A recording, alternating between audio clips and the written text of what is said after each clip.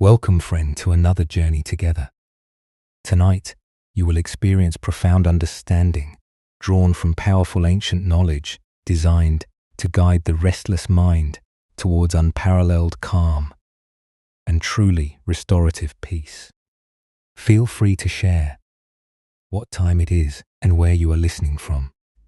I will share a curated selection of profound Buddhist stories and Zen koans insights that peel back the layers to reveal the subtle art of mental freedom and emotional liberation. Each narrative holds a potent transformative teaching that can fundamentally alter your perception of stress, agitation, incessant thought, and the ceaseless quest for external fulfillment. These aren't simply stories to drift off to. They are carefully guarded instructions handed down by masters who grasped a profound truth many have lost. That genuine tranquility isn't found by rearranging the world around you, but by realigning your inner landscape. As the great Zen master Dogen said, to study the way is to study the self. To study the self is to forget the self. To forget the self is to be enlightened by all things. Through the course of our shared listening, you'll discover precisely how these ancient transmissions can illuminate your path. As we journey through these remarkable tales, you'll feel a subtle yet powerful shift take hold. The clench of anxiety will gently ease its grip. The constant hum of your thoughts will begin to recede. You'll find yourself effortlessly settling into a state of deep insight and profound tranquility. So allow yourself to sink deeply now. Let your body yield to whatever cradles you. Take one deliberate breath with me, and as you release it, know that you are about to receive wisdom that has always been here patiently awaiting your presence. Let us explore a story about the profound difference between resistance and acceptance. In the mountains where mist clings to ancient peaks, there stood a monastery where Zen Master Bei, Zhang Hui Hai, taught his disciples the mysteries of awakening. For many days, an elderly figure had appeared among the monks during evening Dharma talks, arriving silently and departing when the others did. His presence seemed natural, unremarkable, until one evening, when all the monks had filed out into the cool mountain air, he remained. Baiji approached the solitary figure, noting something otherworldly in his stillness. "Who are you standing here before me?"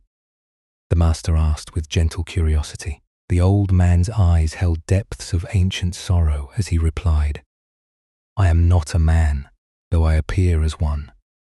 In a time long past, during the age of the Kashyapa Buddha, I served as head monk of this very mountain. A earnest student once approached me with a question that would seal my fate. Does an enlightened person fall under the law of cause and effect? In my arrogance, I answered definitively, no, they do not fall under such laws. For this single word of error, I was condemned to live as a wild fox for 500 lifetimes, watching seasons turn from forest floors, never able to return to human form." The old man's voice trembled with the weight of centuries. "Master, I beg you to speak a turning word that might release me from this bondage." He then posed the same fatal question. Does an enlightened person fall under the law of cause and effect? Bai Zhang looked deeply into the old man's eyes, seeing both the monk he had been and the fox he had become. With calm certainty, he replied, "An enlightened person is one with the law of cause and effect." Upon hearing these words, the old man's entire being seemed to transform. Tears of liberation flowed down his cheeks as he bowed deeply. "I am free," he whispered. "My body lies in a cave on the far side of this mountain. I ask that you honor it with proper funeral rites." The following dawn, Baizhang led his puzzled monks up the winding mountain path. Behind a cluster of rocks, his staff revealed the still form of a great fox. As incense smoke curled skyward, the master performed the funeral ceremony, traditionally reserved for monks, honoring the spirit that had finally found its way home. The Buddha once said, "What we think, we become. What we feel, we attract. What we imagine, we create." This ancient wisdom illuminates the heart of Baizhang's teaching. The difference between being subject to and being one with the unfolding of existence transformed 5 centuries of suffering into a moment of liberation. Why do we so often resist the natural laws that govern our existence? Zen Buddhism reveals that our suffering stems largely from our attempt to stand apart from life's fundamental patterns rather than flowing with them. The fox monk's original error wasn't merely intellectual. It reflected a deeper human tendency to believe we can somehow transcend or escape the basic principles that shape all experience. When we declare ourselves exempt from cause and effect, we create what Buddhism calls the illusion of separation. We imagine ourselves as independent agents, disconnected from the web of interdependence that connects all phenomena. This fantasy of autonomy becomes a prison, cutting us off from the natural wisdom available when we recognize our fundamental unity with existence itself. Consider how this pattern manifests in daily life. When we resist aging, we suffer more than aging itself causes. When we fight against failure, we create additional pain beyond the disappointment. When we struggle against difficult emotions, we intensify them through our resistance. Each time we say, "This shouldn't be happening to me," we shoot ourselves with the second arrow of unnecessary suffering. The enlightened person doesn't escape cause and effect, but dances with it. They understand that freedom comes not from standing outside natural law, but from flowing so completely with it that there's no sense of separation between self and circumstance.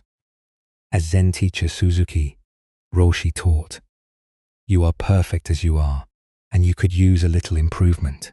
Both statements are simultaneously true when we stop fighting reality. Vietnamese master Thich Nhat Hanh spoke of this when he said, "Thanks to impermanence, everything is possible." When we truly accept that all phenomena arise and pass according to causes and conditions, we discover freedom within those very conditions.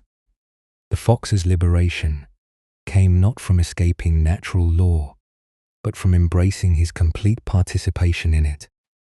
This understanding transforms our relationship to personal responsibility.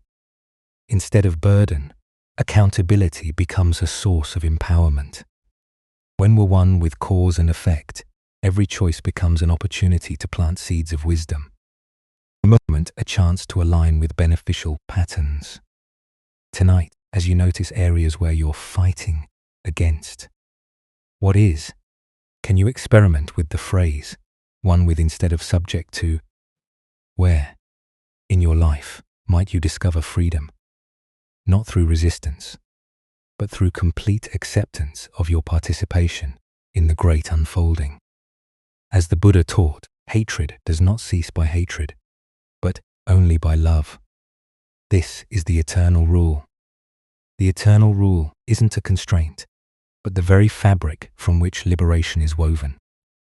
As we continue our journey through the wisdom of Zen Buddhism, let us turn to a story about perceiving beauty within loss. In the mountain temple, where Master Yunmen Wenyan resided, autumn arrived with its familiar poetry of change. The ancient maples that had shaded the meditation halls through summer's heat now displayed their magnificent transformation. golden and crimson leaves dancing in the crisp air. A young monk, his heart heavy with the melancholy that often accompanies seasonal transition, sought out his teacher. The beauty of autumn stirred something sorrowful within him, a recognition of life's fleeting nature that he found difficult to bear. The falling leaves seemed to whisper of his own mortality, of all the losses he would inevitably face. Finding Master Yun Men sweeping the temple courtyard, the monk approached with his burden of questions. "Master," he began, his voice carrying the weight of contemplation, "when the tree withers and the leaves fall, what is really happening? I look at this beauty and feel only sadness. Why does nature's splendor remind me so powerfully of ending and decay?" The master paused, in his sweeping, a gentle smile playing at the corners of his mouth. He looked up at the canopy above them, where leaves caught the afternoon sunlight like stained glass windows. In the distance, more leaves spiraled downward in their ancient dance, each one unique in its final journey. Rather than offering a scholarly discourse on impermanence or the Buddhist teaching of anicca, Yunman simply replied, with poetic directness, "The golden wind is revealing itself." In that moment, the monk felt something shift in his perception. Where he had seen only ending, his teacher pointed to beginning. Where he had noticed only death, Yunman revealed life expressing itself in yet another form. The autumn wind wasn't destroying the leaves. It was the season's own nature manifesting perfectly, completely without apology. Buddha's wisdom reminds us, the past is gone. The future is not yet here, and life can only be found in the present moment. What emerges from this story is our tendency to overlay our concepts of loss onto life's natural expressions of change. Why do we struggle to see the golden wind when we're fixated on the falling leaves? Zen Buddhism points to our habit of interpreting transience through the lens of personal fear rather than universal wisdom. We project our anxiety about our own impermanence onto every changing phenomenon, missing the vital energy that drives transformation itself. Our minds trained to seek permanence in an impermanent world automatically categorize change as threat. When leaves fall, we see death approaching. When relationships evolve, we fear abandonment. When our bodies age, we experience only decline. This mental conditioning blinds us to what Yun Men called the golden wind, the dynamic force of life expressing itself through every transformation. But what if autumn isn't about ending but about culmination? What if the falling leaves represent not death but the tree's ultimate gift, returning nutrients to the soil that will nourish future growth? The golden wind reveals that what appears to be loss is actually life's generous circulation of energy from one form to another. Consider the transitions in your own experience. A career change that felt like failure might reveal itself as freedom to explore new possibilities. The end of a relationship that brought grief might create space for deeper self-understanding. Even physical aging, which our culture teaches us to resist, might be seen as life's golden wind, revealing new forms of wisdom and acceptance. Zen Master Dogen taught, to study the Buddha way is to study the self. To study the self is to forget the self. When we forget our small, fearful self that clings to unchanging forms, we recognize ourselves as expressions of the same golden wind that moves through all phenomena. We're not separate observers watching life decay. We're life itself dancing through countless transformations. This recognition transforms grief into gratitude. The leaves don't fall reluctantly, they release with perfect timing. each one a small celebration of completion.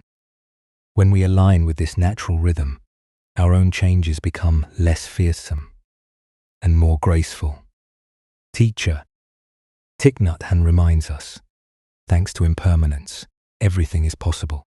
The golden wind that releases autumns, leaves also brings springs, blossoms. The same force that ages our bodies also deepens our capacity for wisdom and compassion. Tonight, as you observe changes occurring in your life or the world around you, can you look for the golden wind within apparent endings? Perhaps you'll notice new possibilities emerging from old forms, or recognize your own participation in life's endless creativity. The Buddha taught, all conditioned things are impermanent. Work out your salvation with diligence. The golden wind isn't something to be grasped or resisted, but recognized as the very medium through which awakening occurs. Our next story reveals the profound teaching that exists beyond the boundaries of words and concepts. In the monastery, where Zen master Mazu Daoi lived and taught, unconventional wisdom flowed like mountain streams, sudden, direct, and impossible to capture in containers of ordinary understanding. One morning, as mist still clung to the temple eaves, an earnest young monk approached the master with the burning question that had consumed his meditation practice. He had studied texts, memorized sutras, and analyzed commentaries, yet felt no closer to truth. Bowing respectfully before Mazu, he asked with genuine yearning, "Master, what is the essence of the Buddha's teaching? I have searched through volumes of scripture, but the words seem to obscure rather than illuminate. Please show me the heart of the Dharma." Mazu looked at the monk with eyes that seemed to see both the questioner and the question as one seamless expression. Without hesitation, without preparation, without offering even a moment of conventional explanation, the master opened his mouth and released a tremendous shout that seemed to emerge from the very depths of existence itself. Ha! The sound exploded through the monastery, like thunder echoing off wooden beams and stone walls. Birds burst from the nearby trees in startled flight. Other monks in distant halls paused in their activities, hearts suddenly racing from the power of that unexpected roar. The young monk stood frozen, his carefully prepared questions scattered like leaves in a hurricane. In that moment of stunning silence that followed the shout, something profound had been transmitted, not through explanation or analysis, but through direct encounter with the raw energy of awakening itself. The monk remained speechless, his conceptual mind temporarily shattered by the immediacy of the experience. Later that day, another student curious about what had occurred approached the young monk. "I heard the master gave you a teaching this morning. What did he say to you?" Still somewhat dazed, the monk replied simply, "The master shouted at me." The second student, intrigued by such an unusual pedagogical method, sought out Mazu directly. "Master, I heard you shouted at the monk who asked about the essence of the teaching. Is this true?" "Yes," Mazu replied with characteristic directness. "But what was the meaning of your shout? What were you trying to communicate?" Instead of providing the analytical explanation the student expected, Mazu responded with another earth-shaking. This time it said, the student achieved immediate enlightenment. His mind suddenly released from the prison of conceptual thinking into the vast openness of direct realization. As the Buddha observed, all things arise from mind. When the mind is understood, all things are understood. The deeper teaching here shows us that true wisdom cannot be packaged in concepts, but must be experienced. directly beyond the mediation of thought. Why do we instinctively seek explanations for mystery rather than allowing ourselves to be penetrated by it? Zen Buddhism reveals that our conceptual mind, while useful for navigating practical reality, becomes an obstacle when we try to use it to grasp the essence of existence itself, like trying to capture the wind in a jar. Our attempts to contain ultimate reality in thoughts and words inevitably fail.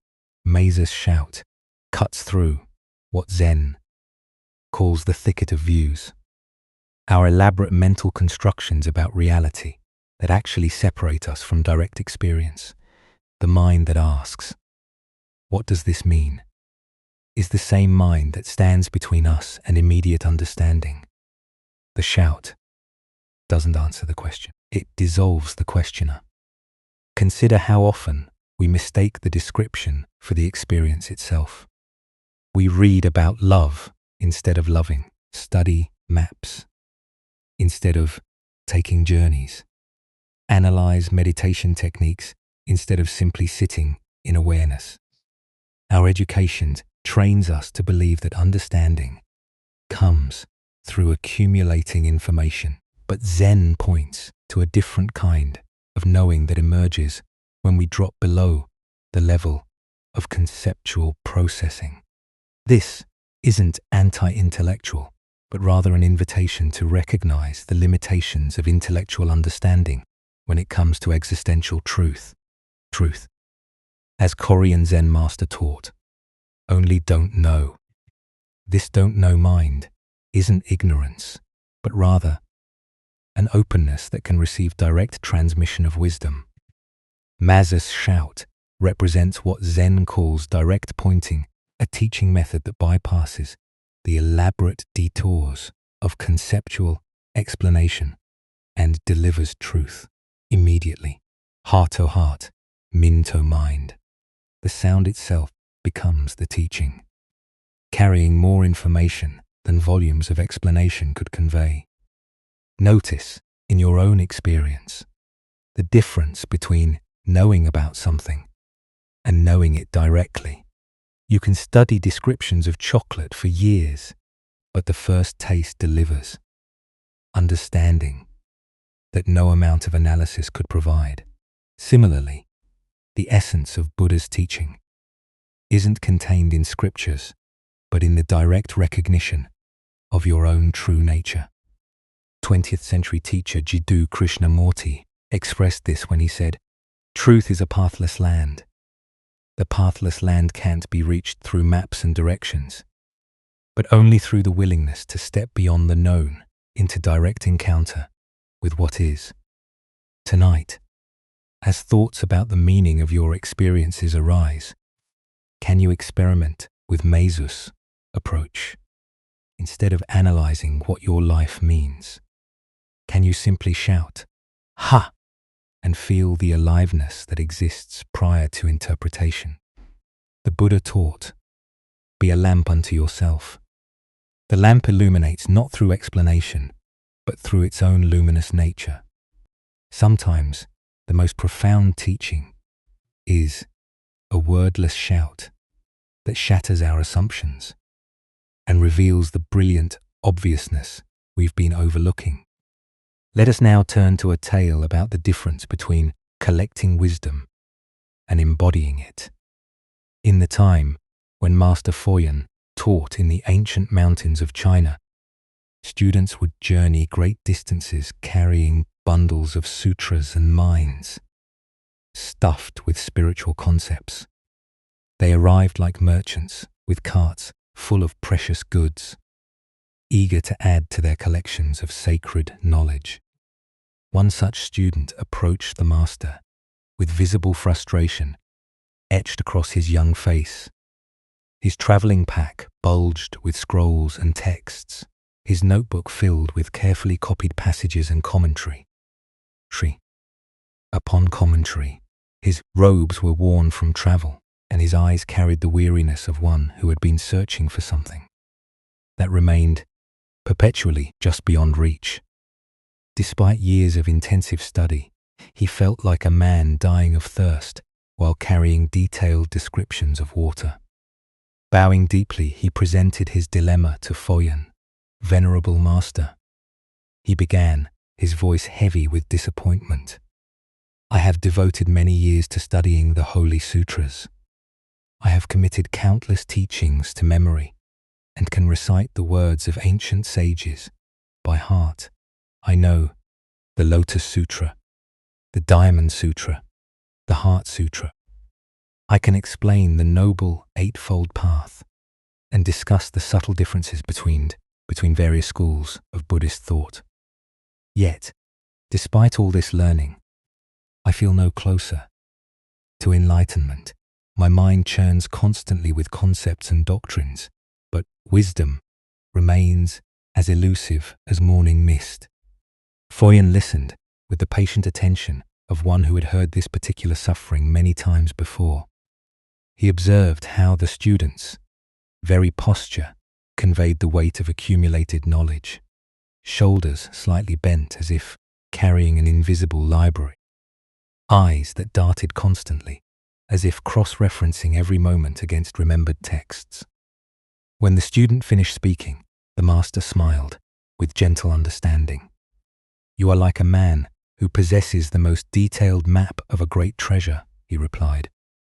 You can describe every landmark on that map with perfect accuracy, every river crossing, every mountain pass, every dangerous ravine, every cave where the treasure might be hidden. You know the terrain better than those who drew the map. You could guide others through the geography with your eyes closed.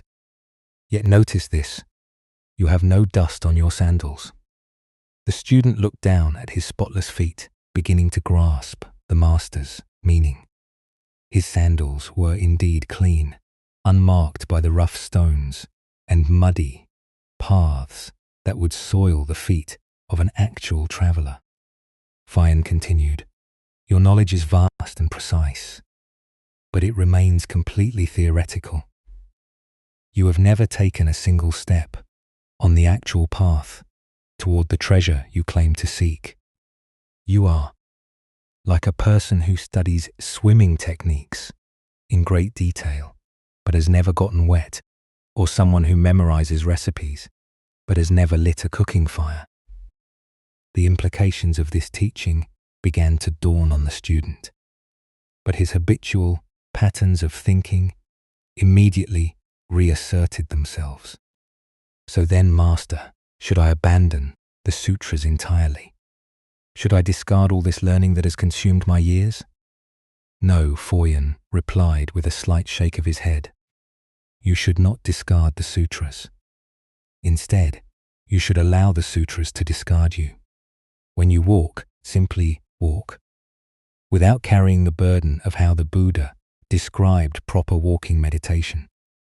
When you eat, simply eat, without mentally comparing your meal to descriptions of the Buddha's alms, food, or analyzing whether your mindfulness matches the instructions you've memorized.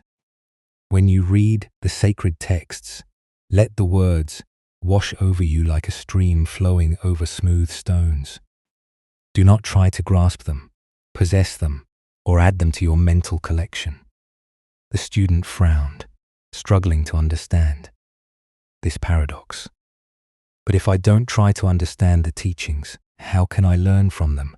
Surely, there's value in deep study and analysis. Foyan's eyes twinkled with amused compassion. The truth is not contained in the words themselves, but in the unfurling of your own awakened mind as you encounter them. A sutra is like moonlight reflecting on water. You cannot scoop up the moon with a bucket, but you can allow its light to illuminate your path. The moon's reflection appears effortlessly when the water is still, but disturb the surface with grasping and the image fragments into meaningless ripples. He gestured toward the monastery garden, where a monk was simply sweeping leaves. Watch him. He learned to sweep not by studying texts about sweeping, but by moving the broom day after day until the motion became natural. Now, the sweeping happens through him rather than by him.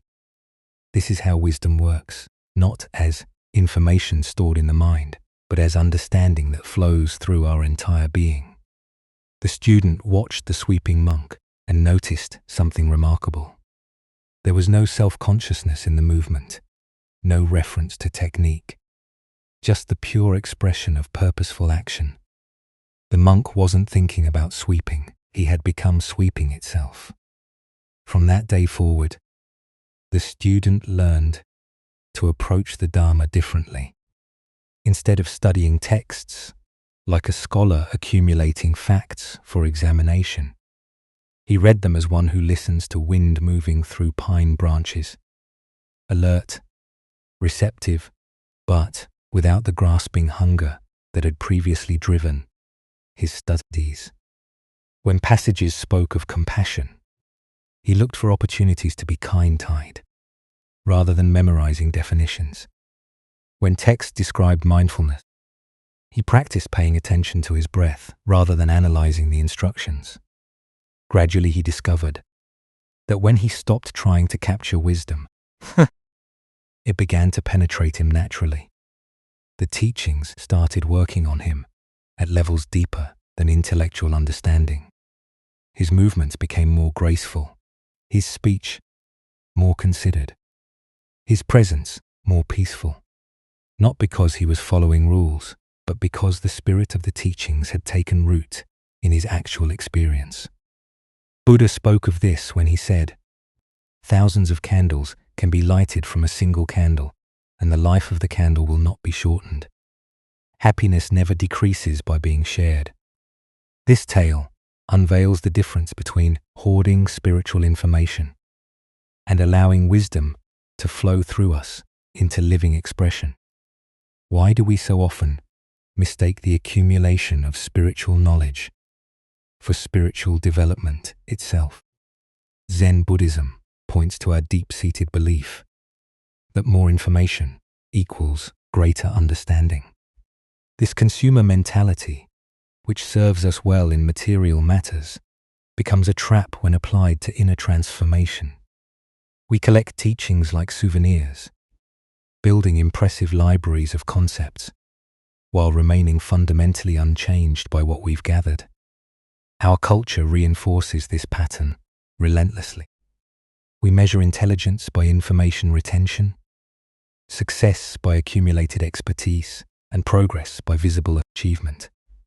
When we bring this same framework to spiritual development, we unconsciously treat wisdom like any other commodity, to be acquired, stored, and displayed. We become spiritual consumers rather than spiritual practitioners. The student's dilemma reflects a common spiritual pitfall, what Zen calls Zen sickness, the condition of being so full of spiritual concepts that there's no room for actual experience. We become like people describing the taste of water while dying of thirst, or experts on swimming who've never gotten wet. Our minds become cluttered storage units, filled with unused tools for transformation. This pattern manifests everywhere in modern life, not just in formal spiritual study. Consider the person who owns dozens of self-help books, but continues struggling with the same life challenges. They can quote experts on productivity, while their own lives remain chaotic. They know the latest research on happiness, while feeling persistently unsatisfied. They've memorized relationship advice, while their own connections suffer from neglect. Or observe the fitness enthusiast who reads every study about optimal nutrition and exercise, but whose body remains unchanged, because they rarely leave the realm of theory for actual practice. They can debate training philosophies endlessly, but lack the dust on their shoes that comes from consistent daily walks. The psychology behind this pattern runs deep. There's a genuine dopamine reward that comes from learning new information, creating the illusion of progress without requiring the discomfort of actual change. Reading about courage feels easier than acting courageously. Studying compassion seems safer than opening our hearts to difficult people. Analyzing mindfulness requires less vulnerability than sitting quietly with our actual anxieties. Furthermore, our ego finds clever ways to use spiritual knowledge as armor against genuine transformation. We can hide behind sophisticated concepts, using our understanding of non-attachment to avoid commitment or our knowledge of impermanence to sidestep responsibility. The very teachings meant to liberate us become subtle forms of spiritual bypassing. True Dharma study requires what Buddhist teacher Patch Kodron calls beginner's mind. Approaching each text, each teaching, each moment of practice with fresh receptivity, piti, rather than the heavy expectation of our accumulated knowledge. When we read with beginner's mind, the words can work on us at levels deeper than intellectual understanding. But what does it actually look like to let the sutras discard you? As Foyen suggested, it means reading about patience and then immediately looking for opportunities to practice it with difficult people, rather than adding patience techniques to our mental filing system. It means encountering teachings on generosity and spontaneously offering help to someone in need, rather than analyzing different philosophical approaches to giving. When we study this way, transformation happens organically. A passage about letting go doesn't become another concept to memorize, but an invitation to release whatever we're gripping too tightly in that moment. Words about loving kindness don't remain abstract ideals, but inspire us to send a kind text to someone we've been avoiding. Korean Zen master Sunongan taught only go straight, don't no mind. This is very important. The don't no mind isn't ignorance, but rather an openness that allows genuine learning to occur. When we approach teachings without the burden of our preconceptions, they can surprise us, challenge us, and transform us in ways our analytical mind never anticipated. The key insight in Foyen's teaching is that spiritual texts work on us most effectively when we stop trying to work on them. Like seeds planted in good soil, Dharma teachings germinate in the receptive ground of a mind that's present and undefended, rather than grasping and analytical. Tonight, as you encounter any form of wisdom, whether in books, conversations, or direct experience, can you experiment with letting it wash over you like a stream? Can you receive teachings without immediately trying to file them away in mental categories or convert them into practical applications? The Buddha taught, work out your salvation with diligence. But perhaps the most diligent work is learning to get out of our own way, allowing transformation to occur through receptivity rather than effort. True spiritual study leaves dust on our sandals and space in our minds. Now let us explore a Zen story about the profound shift from seeking answers to embracing the fullness of life itself. In a monastery where ancient coins had been contemplated for centuries, a young monk found himself wrestling with perhaps the most famous riddle in all of Zen tradition. Day after day, month after month, he sat in meditation, attempting to penetrate the mystery of what is the sound of one hand clapping. His master observed the growing frustration that clouded the young monk's once peaceful countenance. The question had become an obsession, a mental knot that tightened with each passing day of fruitless contemplation. Where once there had been natural ease in the monk's practice, now there was only the grinding tension of a mind trying to solve what cannot be solved through thinking. One morning after the monk had spent another sleepless night turning the cone over in his consciousness like a key that refused to fit any lock, his teacher approached him with an unexpected instruction. "My dear student," the master said with gentle authority, "you will leave the monastery today. Go into the town below and remain there for 1 full week. During this time, I want you to forget completely about the koan. Do not think about one hand or its sound. Simply observe what presents itself to your senses.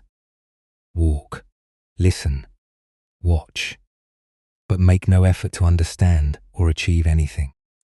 Though puzzled by this unconventional guidance, the monk packed his simple belongings and descended the mountain path toward the bustling valley town. For the first time in months, he was instructed not to meditate on the famous riddle that had consumed his thoughts. As he entered the crowded marketplace, his ears were immediately filled with a symphony of human activity.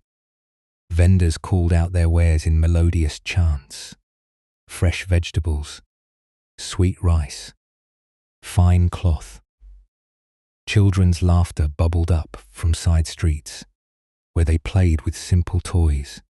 The rhythmic hammering of a blacksmith created a steady percussion underlying the urban symphony, while nearby a beggar sang ancient folk songs in exchange for coins. Day by day, the monk wandered through this vibrant human landscape without agenda. He witnessed heated arguments between merchants and tender moments of kindness. Between strangers, he observed the hurried pace of those rushing to appointments and the leisurely gait of elders who had learned to savor time itself. He felt the warmth of afternoon sun on his shoulders and the weariness that accumulated in his legs from hours of walking on cobblestone streets. Gradually, something began to shift in his perception. Without the pressure of seeking the answer to his koan, his awareness became more spacious, more receptive to the texture of immediate experience. He found himself simply present with whatever arose, no longer filtering reality through the lens of spiritual seeking. When the week concluded and he returned to the monastery, his master immediately noticed the change in his demeanor. The tight concentration that had previously marked his features had been replaced by a quality of relaxed alertness. "Tell me," the master asked, "did you discover the sound of one hand during your time in the world?" The monk was silent for a long moment, not searching for the right answer, but allowing his direct experience to find expression. Finally, he spoke with quiet certainty. "The sound of one hand is the joy in the rice seller's voice when he makes a sale. It is the perfect silence that exists between the blacksmith's hammer strikes. It is the warmth of sunlight touching my face and the honest tiredness that comes from walking many miles. The sound of one hand is not separate from the world. It is the world itself expressing its own nature." His master smiled with deep satisfaction. The young monk had finally stopped listening for something and had begun hearing everything. Ancient Buddhist wisdom tells us, when you realize how perfect everything is, you will tilt your head back and laugh at the sky. Here we discover that the deepest spiritual insights come not from intense seeking, but from the willingness to be fully present with ordinary experience. Why do we imagine that profound realization requires extraordinary circumstances? Zen Buddhism reveals that our very searching often becomes the obstacle to finding what we seek. Like someone frantically looking for glasses that are already resting on their nose, we exhaust ourselves pursuing what is immediately available in each moment. The monk's breakthrough illustrates what Zen teachers call ordinary mind is the way the sound of one hand, isn't a mystical phenomenon requiring special states of consciousness to perceive. It's the constant expression of life itself, audible to anyone willing to listen, without the filter of expectation or the burden of spiritual ambition. Consider how this pattern appears in our own seeking. We meditate to achieve peace, while peace exists in the simple act of breathing. We study wisdom teachings to understand our true nature. While our true nature is the one who studies, we practice mindfulness to become present, while presence is what allows us to practice.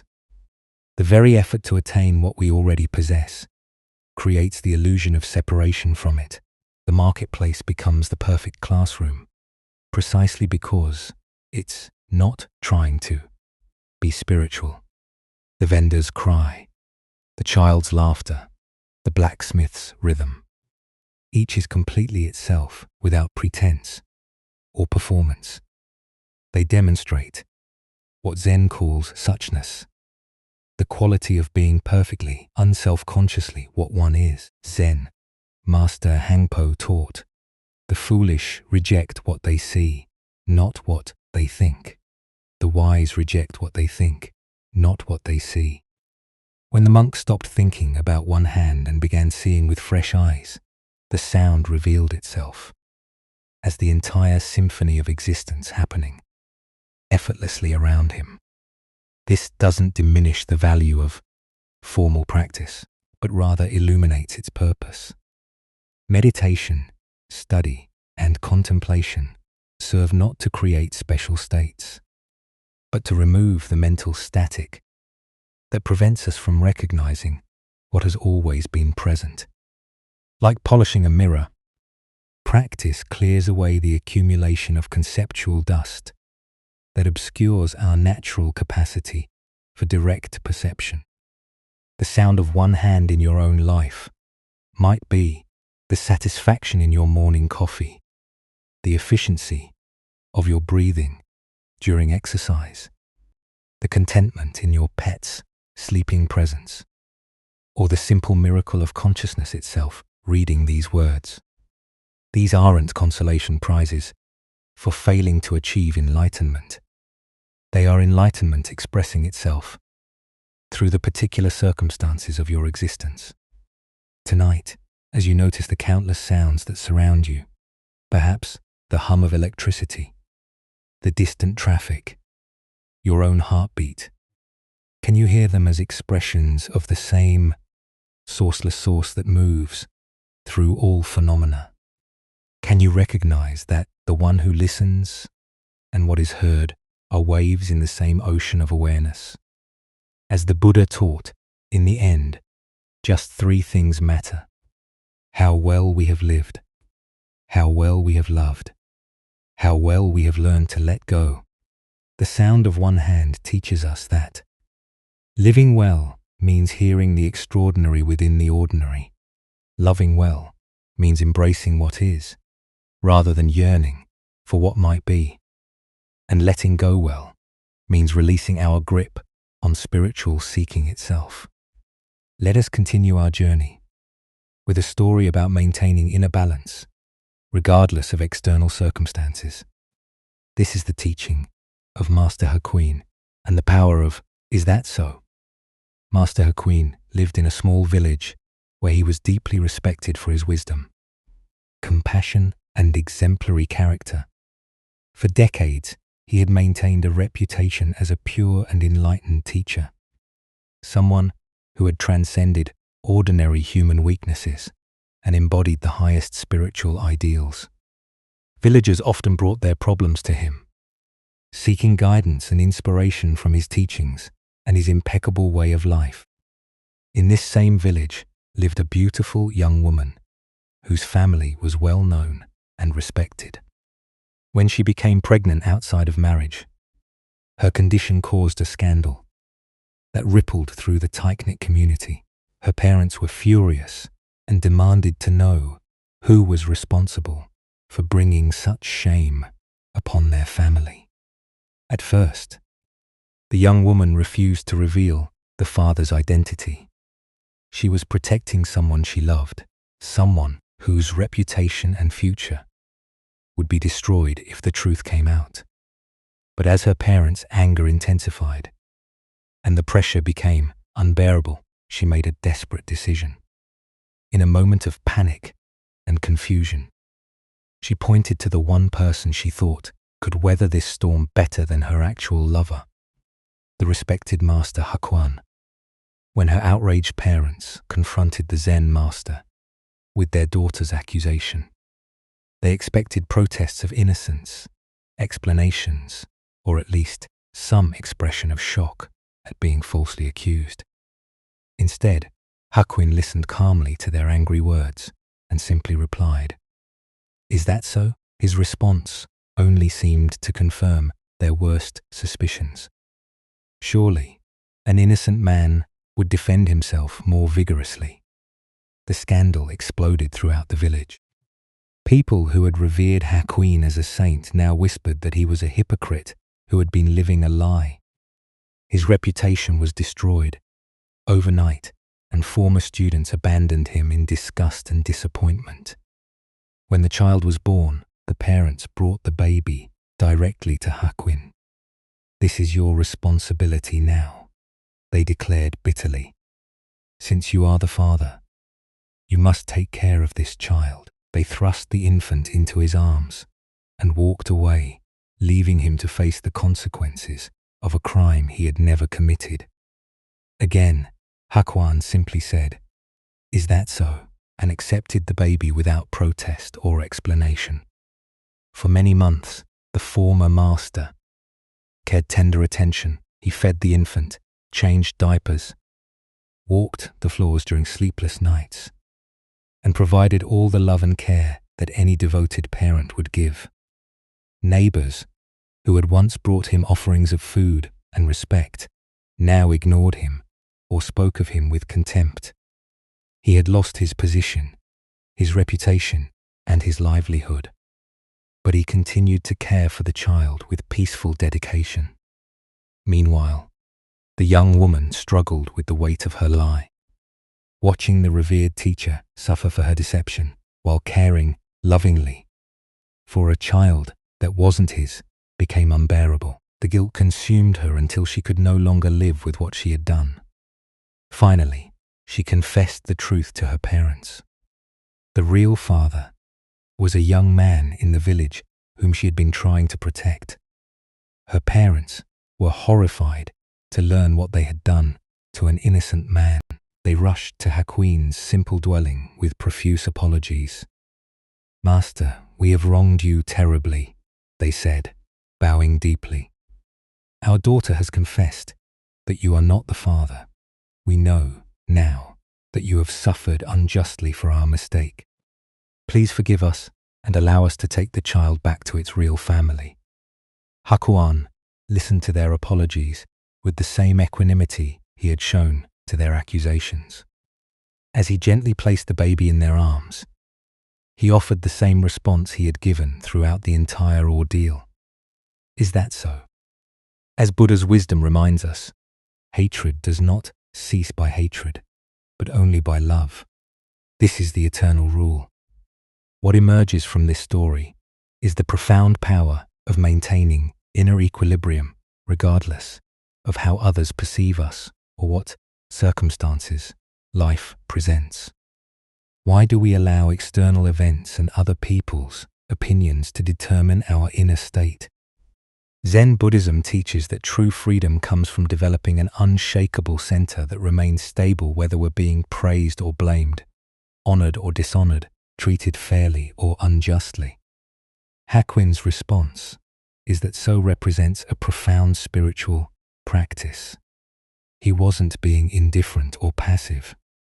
He was demonstrating the ultimate non-attachment to reputation, status, and even justice itself. His consistent response showed that his sense of worth and purpose came from within rather than from external validation. Consider how differently most of us would react to false accusations, public humiliation, and complete loss of reputation. The natural human response is to defend ourselves, to fight against injustice, to demand that others see the truth.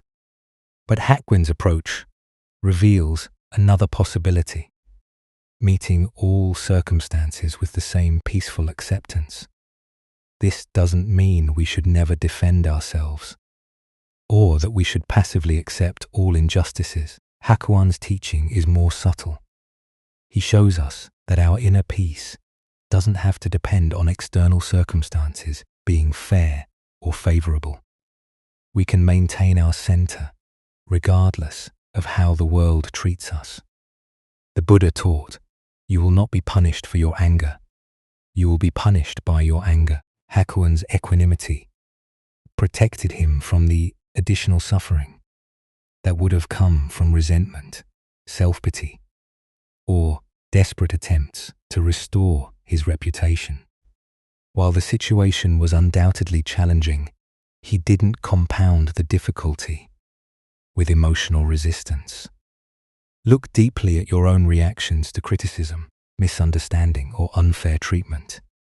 How much of your suffering comes from the actual events? And how much comes from your mental and emotional responses to those events? Hakuin's example suggests that we have far more control over the second source of suffering than the first. Tonight, as you encounter whatever judgments, misunderstandings, or unfair treatments life may bring, can you remember Master Hakuin's peaceful? Is that so? Can you find the space between what happens to you and how you respond? Discovering that your inner peace need not be held hostage by external circumstances. Buddha's wisdom teaches us, peace comes from within, do not seek it without. True spiritual development isn't measured by how well life treats us, but by how gracefully we can meet whatever life brings. Maintaining our compassion, dignity, and inner tranquility, regardless of whether the world recognizes our worth or understands our true nature. Now, let us experience a Zen story about the unexpected nature of enlightenment. This is the Kitchen monk's realization. In the serene mountains, surrounding Lake Hakone, stood a great monastery known throughout Japan for its rigorous practice and deep wisdom. Among the monks lived a humble man named Ichi, whose life would teach us about the profound difference between seeking and finding. For 55 years, Ichi had labored faithfully in the monastery kitchen, while other monks sat in formal meditation or engaged in scholarly debates. Ichi chopped vegetables, tended fires, and prepared meals with quiet dedication.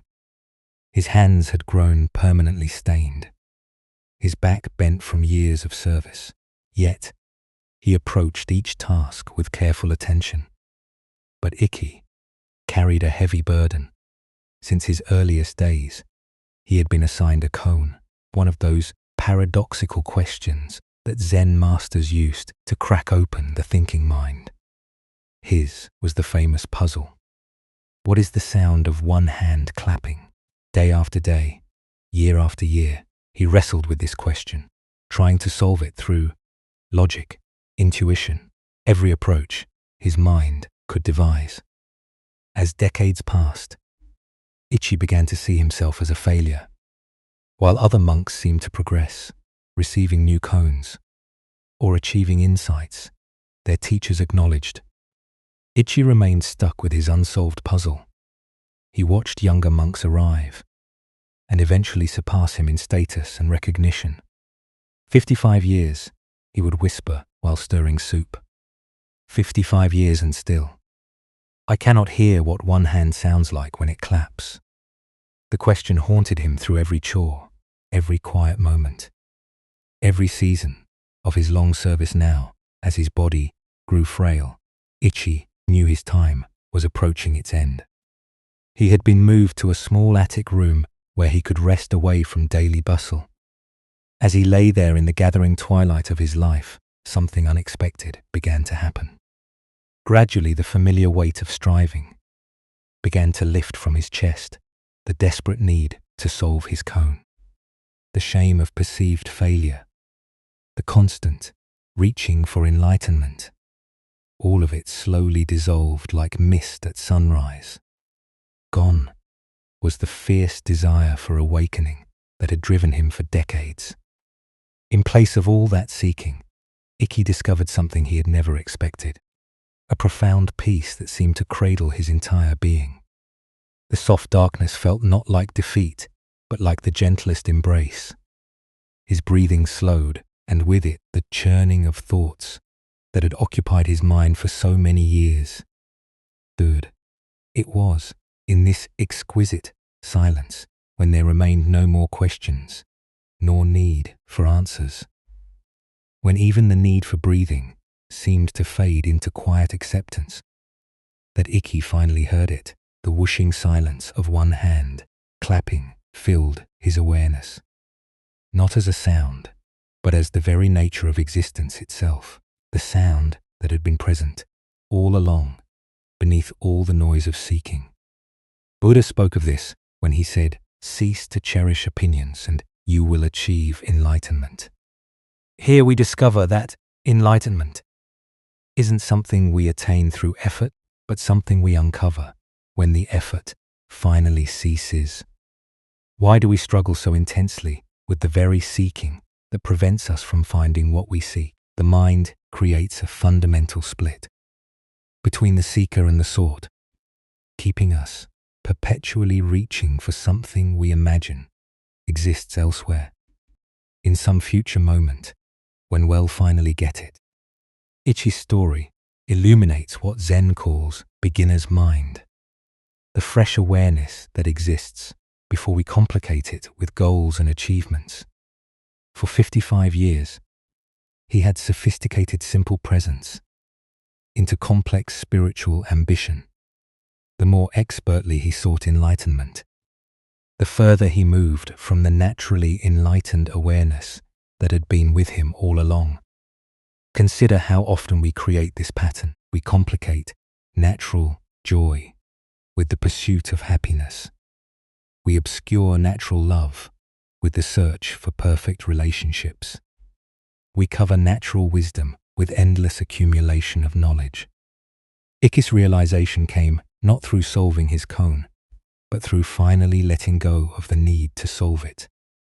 The sound of one hand clapping isn't a riddle to be figured out, but an invitation to rest in the space before thinking begins, the awareness that exists prior to questions and answers. Tonight, as thoughts about your own spiritual journey arise, remember Ishqi's profound discovery. What if the very awareness that notices your seeking is the enlightenment you've been seeking? The sound of one hand clapping might be closer than you think, in the very listening that hears all sounds, including silence. As the Buddha taught, peace comes from within. Do not seek it without. Sometimes the greatest achievement is the willingness to stop achieving and simply rest in what has always been present. Let us continue on our journey with a teaching about the dangerous gap between conceptual understanding and lived experience. This is the story of the one-eyed monk and the silent debate. In ancient China, when traveling monks wandered from monastery to monastery, seeking teachings and testing their understanding, a particular custom had developed among Zen communities. Before a wandering monk could receive lodging for the night, he had to engage in what was called Dharma combat with either the abbot or a designated representative. This wasn't physical fighting, but a contest of spiritual wit and understanding, where profound questions and paradoxical answers revealed the depth of each participant's realization. At one renowned monastery, nestled in bamboo forests, a travel-worn monk arrived as evening shadows began to lengthen across the courtyards. His robes were dusty from mountain paths, his straw sandals worn thin, but his eyes carried the alert brightness of someone genuinely seeking deeper understanding. The abbot, busy with evening duties, assigned his personal attendant to conduct the traditional Dharma encounter. This attendant had served the monastery faithfully for many years, though he possessed what others might consider a disadvantage. He had lost one eye in an accident during his youth. Despite this physical limitation, or perhaps because of the clarity it had brought to his inner vision, he had developed profound insight into the Buddha's teachings. When the two monks met in the monastery's formal reception hall, the traveling monk proposed something unusual. "Let us engage in silent debate," he suggested, gesturing with his hands to indicate they would communicate through gestures alone, rather than words. Sometimes, the deepest truths transcend language altogether. The attendant nodded agreement, and they began their wordless exchange. The wayfarer raised one finger toward the ceiling, holding it steady with an expression of calm confidence. Without hesitation, the attendant responded by raising two fingers. The traveling monk, seeming pleased by this response, then raised 3 fingers. At this, the attendant surprised him by making a tight fist and holding it firmly in the space between them. The traveling monk's confident expression faltered. For a moment he stared at the clenched fist, his face showing confusion and something approaching alarm. Then, without attempting any further gestures, he bowed quickly and left the hall. Soon afterward, he found the abbot and spoke with obvious respect and disappointment. "Venerable sir, your representative is far too advanced for me. I must continue my journey rather than presume to stay in your monastery tonight." The abbot raised his eyebrows with interest. "Please tell me what transpired in your exchange." "Well," the traveler explained earnestly, "I began by holding up one finger to symbolize the Buddha, the awakened one who showed us the path to enlightenment. But your monk immediately responded with 2 fingers indicating the Buddha and the Dharma, both the teacher and the teachings he offered. So, I raised 3 fingers to represent the complete triple gem, the Buddha, the Dharma, and the Sangha, the community of practitioners. But then he held up a clenched fist to show that all 3 are actually one unified reality. His understanding is clearly beyond mine, so I must seek instruction elsewhere before I could be worthy of staying here." The abbot listened to this interpretation with growing surprise, for he knew his attendant's character well. As the traveling monk departed into the gathering dusk, the attendant himself appeared, visibly agitated and breathing hard from running. "Where is that insolent rascal?" he demanded, his single eye blazing with indignation. "I've been looking everywhere for him. The nerve of that man. I've never encountered such rudeness disguised as spiritual inquiry." "What exactly happened?" the abbot asked, genuinely curious now about what had transpired between these 2 very different interpretations of the same event. "First," the attendant explained, his voice rising with remembered offense, "he insulted me by holding up one finger to indicate that I had only one eye. Can you imagine here? I thought we were engaging in spiritual discourse, but he immediately drew attention to my physical limitation. Determined to remain polite, despite such crudeness, I held up 2 fingers to acknowledge that he was blessed with 2 eyes. I was trying to show that I bore him no ill will." For his thoughtless comment, the attendant paused to catch his breath, his agitation increasing as he continued. But the scoundrel wasn't satisfied with that insult. Next, He held up 3 fingers to rub it in further, indicating that between the two of us, there were only 3 eyes total. He was deliberately emphasizing our difference, making sure I couldn't forget my disability. That's when I'd had enough. I made a fist, because I was about to hit him for his persistent rudeness, but the coward saw what was coming and ran off before I could teach him proper manners. The abbot stood in stunned silence, contemplating this remarkable demonstration of how 2 people could participate in identical events while inhabiting completely different realities. The Buddha taught, we see the world not as it is, but as we are. This profound truth reveals itself in the complete misunderstanding between our 2 monks, each of whom experienced the exact same gestures while living in entirely different interpretations of reality. Why do we so often project our own concerns, insecurities, and assumptions onto neutral situations? Zen Buddhism points to what it calls the 8 worldly winds: praise and blame, pleasure and pain, gain and loss, fame and disgrace. These psychological forces create internal weather systems that color our perception of everything around us. The attendant sensitivity about his missing eye created a filter through which every gesture became a personal attack. His past experiences of being judged or pied for his appearance had created such a strong interpretive framework that he couldn't perceive any other possible meaning in the traveler's hand signals.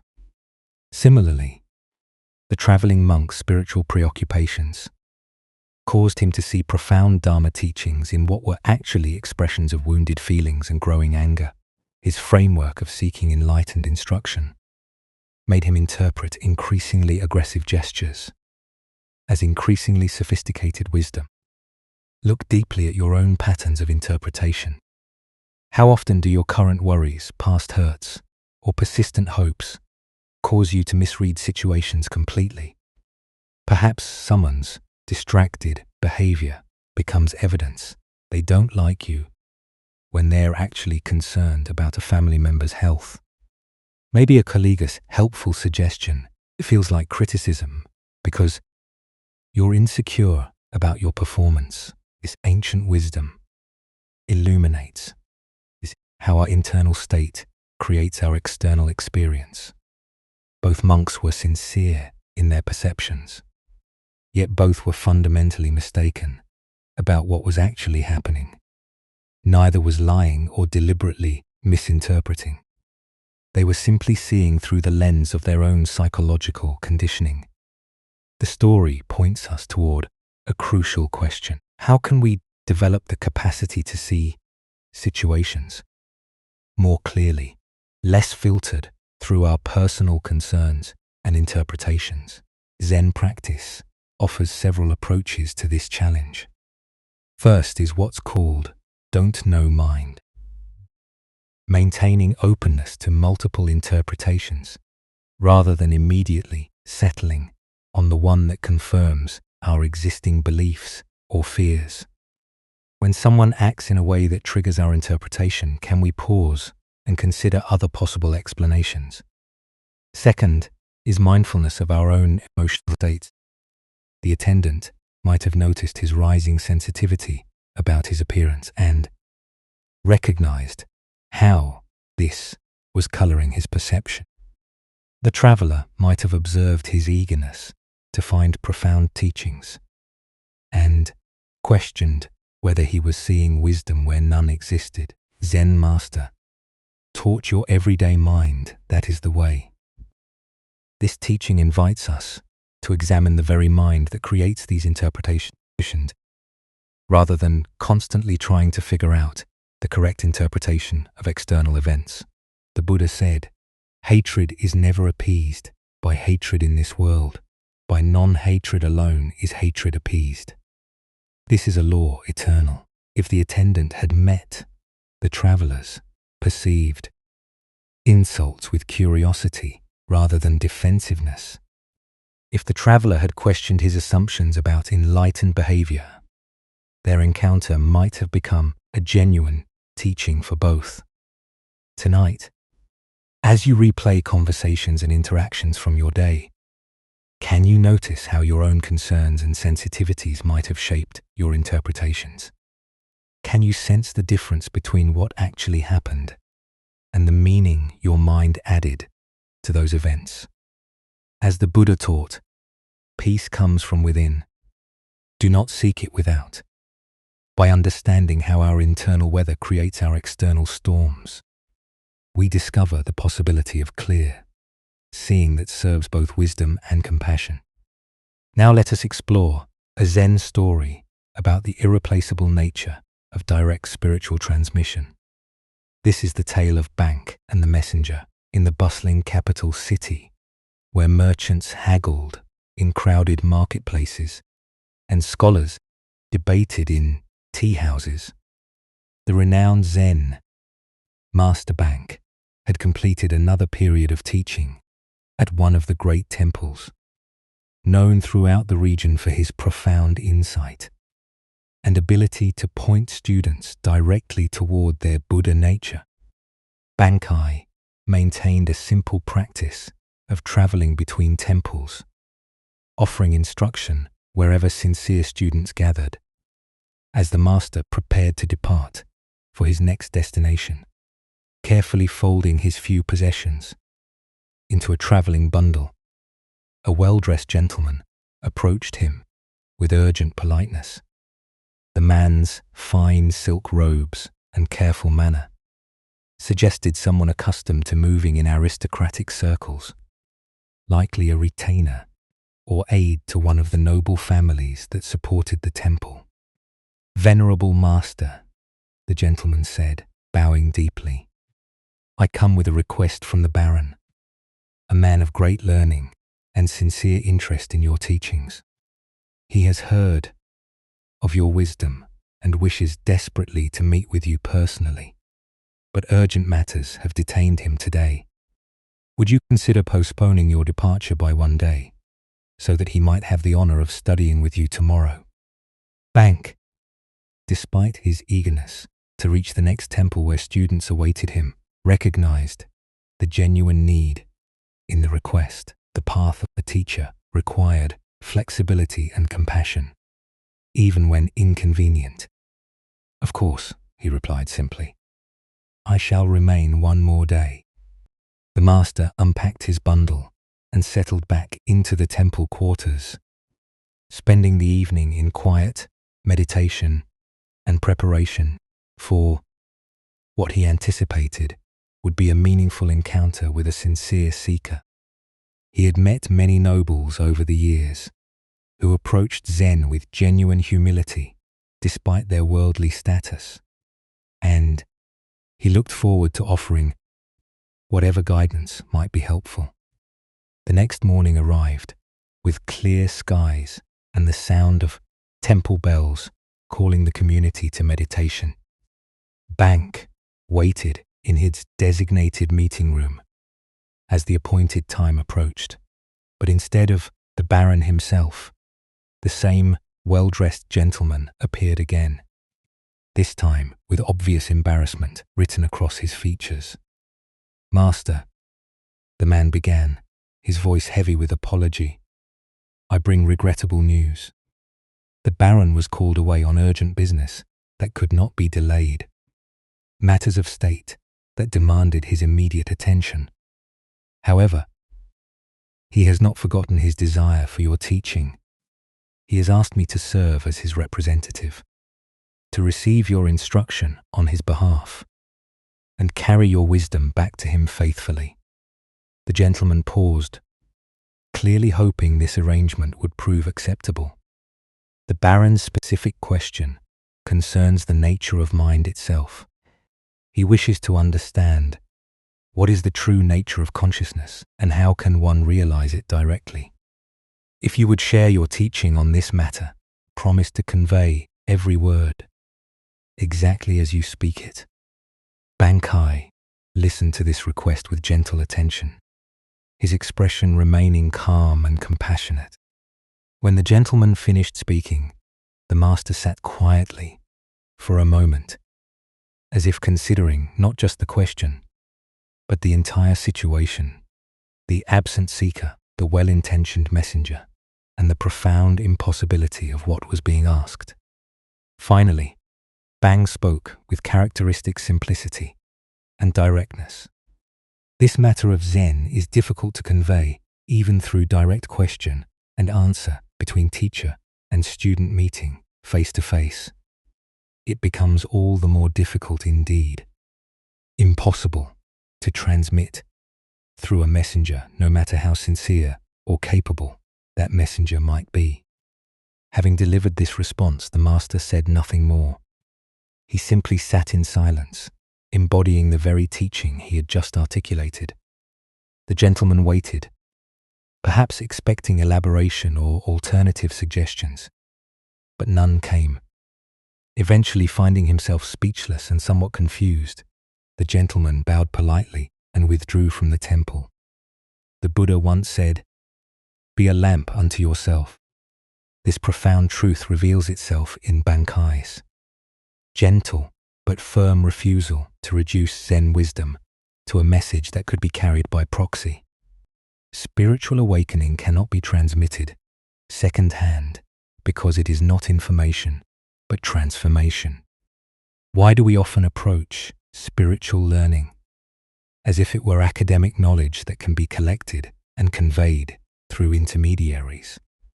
Zen Buddhism teaches that awakening is not a concept to be understood, but a reality to be directly experienced. Like the taste of water to someone who is thirsty, it cannot be adequately described. It must be experienced firsthand. The Baron's question about the nature of consciousness reveals our typical approach to spiritual inquiry. We want to understand awareness intellectually, to grasp it conceptually, to possess it as knowledge. But consciousness cannot be made into an object of study because it is the very subject doing the studying. It's like trying to see your own eyes without a mirror. The seeing itself is what you are trying to see. Consider how often throughout your day you might approach spiritual wisdom as information to be collected rather than truth to be embodied. We read books about meditation instead of meditating. We study descriptions of enlightenment instead of investigating our present experience. We seek answers about the nature of mind instead of directly examining what we call mind.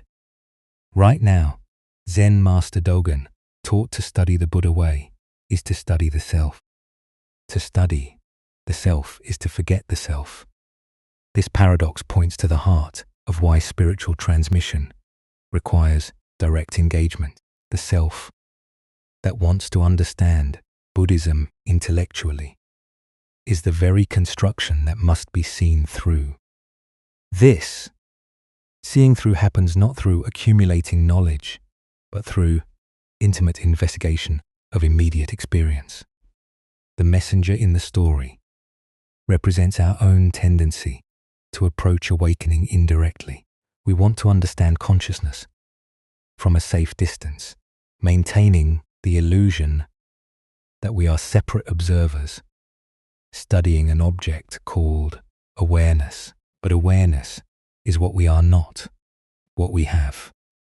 It cannot be possessed, understood, or transmitted because we are expressions of it. Bank's silence after his brief explanation was itself a teaching. In Zen, silence often conveys what words cannot. The gaps between thoughts, the space between breaths, the awareness in which all experiences arise. These cannot be captured in language, but can be directly recognized when we stop trying to grasp them conceptually. This doesn't mean spiritual teaching is impossible or that teachers serve no purpose, rather. It means that authentic teaching points students toward their own direct experience rather than providing second-hand descriptions of someone else's realization. The teacher's role is not to deliver enlightenment, but to create conditions where students might recognize what they already are. Tonight, as you experience the simple fact of being conscious, aware of these words, aware of your body, aware of the space in which thoughts and sensations appear, can you investigate this awareness directly rather than through concepts? Can you be present to your experience rather than trying to understand it through someone else's descriptions? As the Buddha taught, work out your own salvation with diligence. The path to freedom cannot be walked by proxy. It requires your own feet, your own breath, your own willingness to look directly at what you have always been, but perhaps never clearly seen. Now, let us explore a story about the difference between submission and genuine understanding. This is the lesson of the proud priest and the gentle master. Master Bank had gained quite a reputation throughout the region. Unlike other teachers who filled their talks with complex philosophical arguments and lengthy quotations from ancient texts, Bankai spoke directly from his heart to the hearts of his listeners. His words were simple but profound, accessible to farmers and scholars alike. People from all walks of life, merchants, servants, samurai, and monks, gathered to hear him speak about the natural peace that exists within every person. The master's growing popularity began to trouble a priest from the Nichiren sect, whose own temple had grown noticeably emptier as his followers left to hear about Zen.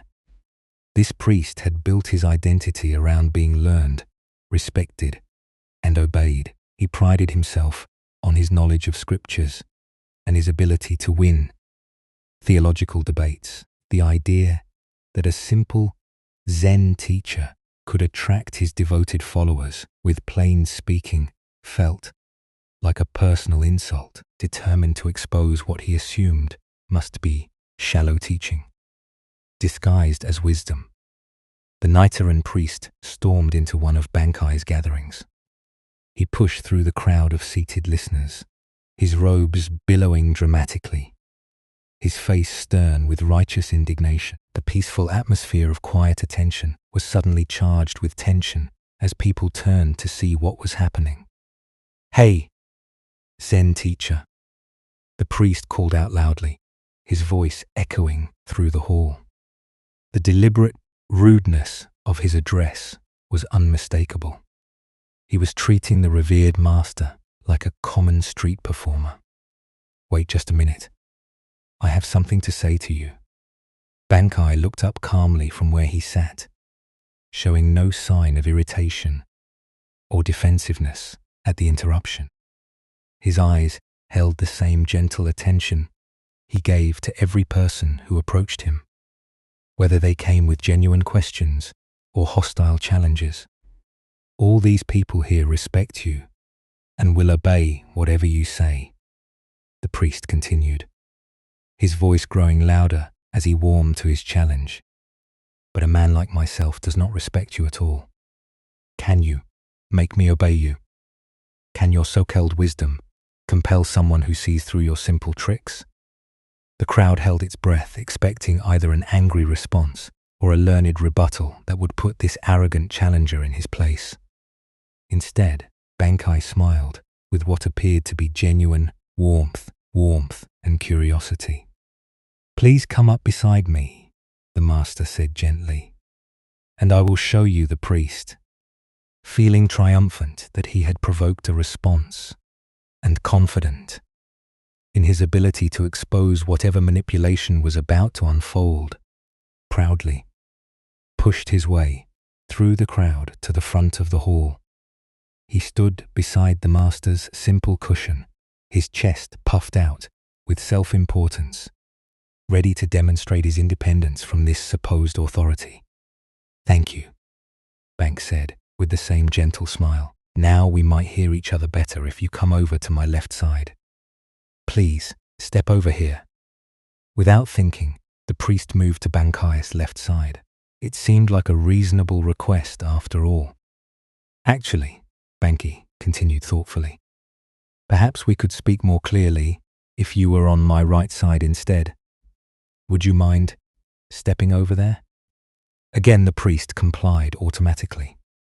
It was such a small, sensible adjustment that he didn't even notice he was following instructions. Banks' smile deepened, his eyes twinkling with gentle amusement.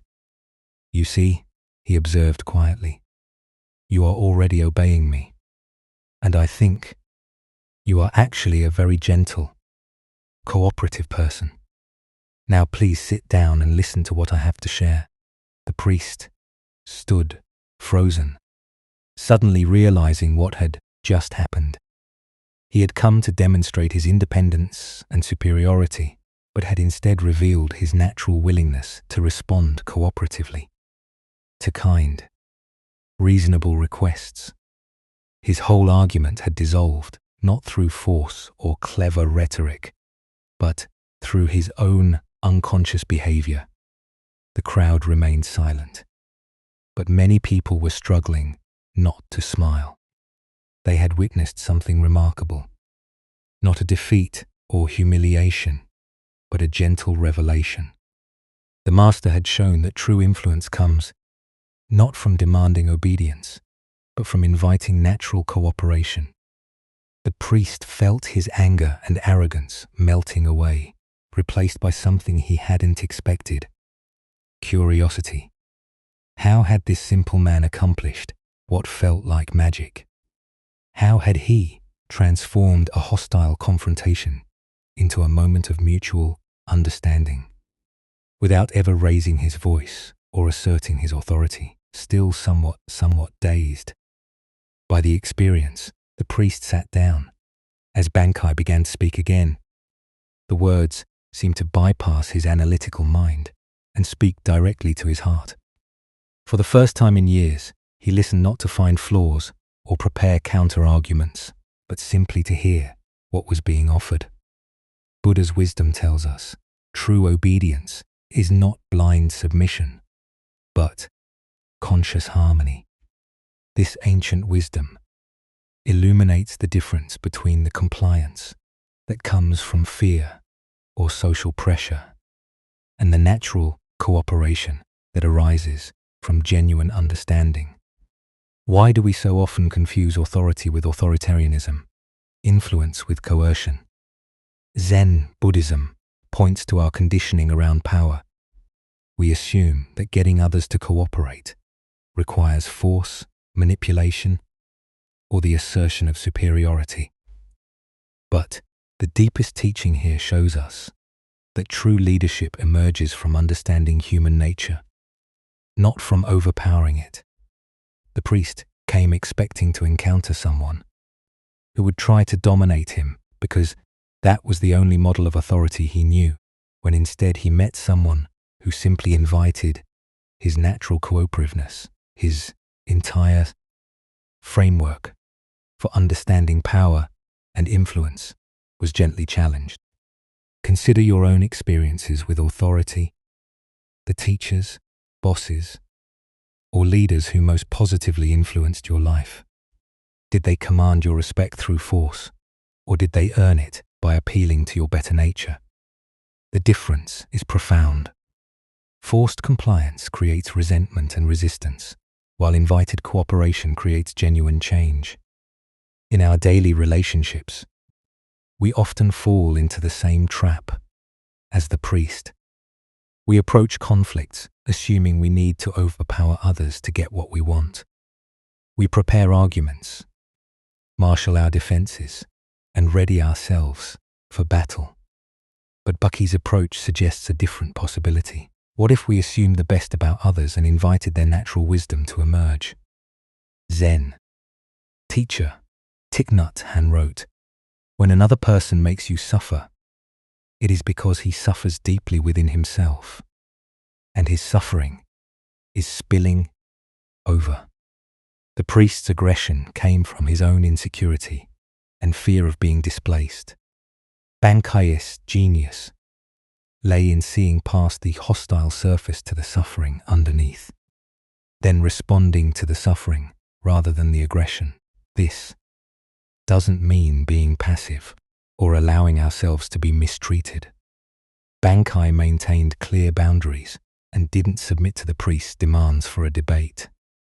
Instead, he redirected the energy of the encounter towards something more constructive.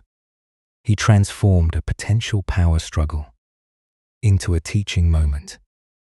The Buddha taught, hatred is never appeased by hatred in this world. By non-hatred alone is hatred appeased. This is a law eternal. This principle applies not just to obvious hatred, but to all forms of resistance and conflict. When we meet resistance with resistance, we simply create more tension. When we meet resistance with understanding, we create space for transformation. Tonight, as you consider the relationships and situations in your life where you feel the need to assert your will or defend your position, can you remember the gentle master who never commanded obedience, yet received complete cooperation? Can you find ways to invite others' natural wisdom rather than trying to overpower their resistance? As the Buddha observed, in separateness lies the world's greatest misery. In compassion lies the world's true strength. True authority, it comes not from the power to make others obey, but from the wisdom to help them discover their own desire to cooperate in creating something beautiful together. Let us keep going on our journey. The following story reveals the difference between helping and holding on. This is the lesson of the two monks and the woman at the river. Two monks were traveling together along a mountain path, making their way to a distant monastery where they planned to continue their studies. Both were dedicated practitioners who had taken strict vows as part of their spiritual training, including a vow to avoid all physical contact with women. This wasn't born from disrespect, but from their understanding that such discipline helped maintain focus on their spiritual development. As they approached a swollen river where the usual bridge had been damaged by recent storms, they encountered a young woman standing uncertainly at the water's edge. The current was strong and treacherous, filled with debris from the mountain runoff, and she was clearly afraid to attempt crossing alone. "Please, honored monks," she called to them, "could one of you help me cross this dangerous water? I'm not strong enough to make it safely on my own." One of the monks immediately tensed, his mind racing through their monastic rules and the potential complications of this situation. Physical contact with women was explicitly forbidden, and he began formulating explanations for why they couldn't help. Perhaps suggestions for alternative solutions that wouldn't require breaking their vows. The other monk, however, took one look at the woman's predicament and the genuine danger she faced, and made a different choice. Without hesitation or lengthy deliberation, he walked to her side and gently lifted her onto his shoulders. He carried her carefully across the treacherous current, ensuring her safety with each step, and set her down gently on the far bank. "Thank you so much," she said gratefully, bowing to both monks before continuing on her way. The two monks resumed their journey, but the atmosphere between them had changed dramatically. The first monk walked in increasingly agitated silence, his mind churning with thoughts about what he had witnessed. As the hours passed, his internal tension grew, until finally he could no longer contain his distress. "Brother," he burst out, unable to hold his silence any longer, "I cannot understand your behavior back at the river. Our spiritual training explicitly teaches us to avoid any physical contact with women. Yet you picked that woman up onto your shoulders and carried her across the water. How could you so blatantly violate our sacred vows?" His companion looked at him with gentle surprise and responded with perfect simplicity. "Brother, I set her down on the other side of the river hours ago, but you are still carrying her. Buddhist wisdom teaches us holding on to anger is like grasping a hot coal with the intent of throwing it at someone else. You are the one who gets burned. This tale unveils the profound difference between compassionate action and mental attachment, between responding to present needs and carrying past events. Why do we often carry situations long after they've ended, replaying scenarios and grievances that only exist in our own minds? Zen Buddhism reveals that much of our suffering comes not from what happens to us, but from our inability to release experiences once they've passed. The first monk's agitation demonstrates how rigid adherence to rules can sometimes conflict with the compassionate spirit that inspired those rules originally. His fellow monk saw a person in danger and responded with immediate kindness, then completely released the incident. But the first monk carried the event for hours, letting it grow heavier with each step. Consider your own tendency to replay past conversations, nurse old grievances, or mentally rehearse scenarios that have already ended. How much of your mental energy goes toward carrying situations that exist now only in memory? The woman crossed the river in minutes, but the monk carried her for hours through his own thoughts. This teaching applies to far more than dramatic violations of rules. We carry harsh words someone spoke years ago, mistakes we made decades past, embarrassing moments that no one else even remembers. Meanwhile, the present moment, rich with possibility and actual experience, goes unnoticed because we're too busy carrying ghosts from the past.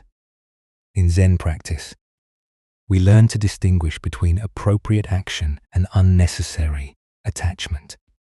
The second monk helped when help was needed, then moved on completely. He didn't dwell on whether he'd made the right choice, worry about others' opinions, or replay the incident endlessly in his mind.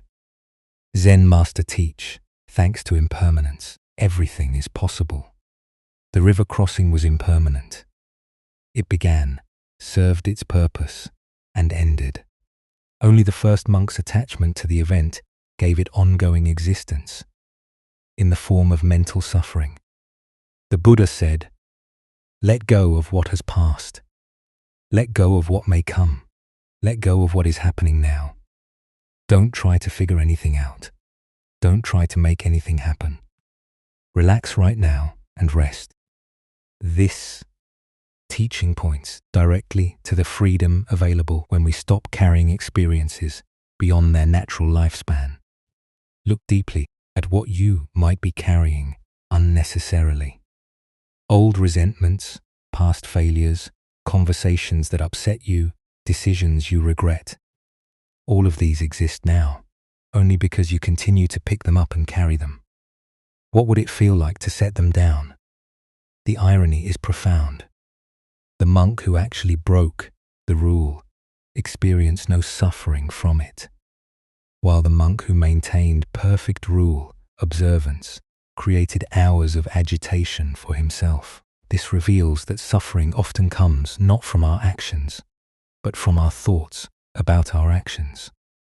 Tonight, as you notice your mind returning to past events, old grievances, or situations that have already ended, can you remember the wise monk's example? Can you practice setting down whatever you've been carrying unnecessarily, discovering the lightness that comes from traveling through life without the burden of yesterday's experiences? As Buddha's wisdom reminds us, in the end, only three things matter: how well we have lived, how well we have loved, how well we have learned to let go. True spiritual practice isn't about perfect rule following, but about responding appropriately to what's actually present, then releasing it completely to make space for whatever comes next. As we continue our journey through the wisdom of Zen Buddhism, let us turn to a teaching about the temporary nature of all our possessions and possessions. This is the story of the inn that calls itself a palace. In ancient India, a renowned spiritual teacher had spent many years wandering from village to village, sharing the Buddha's teachings with anyone who would listen. His reputation for wisdom and compassion had spread throughout the land, reaching even the ears of kings and nobles.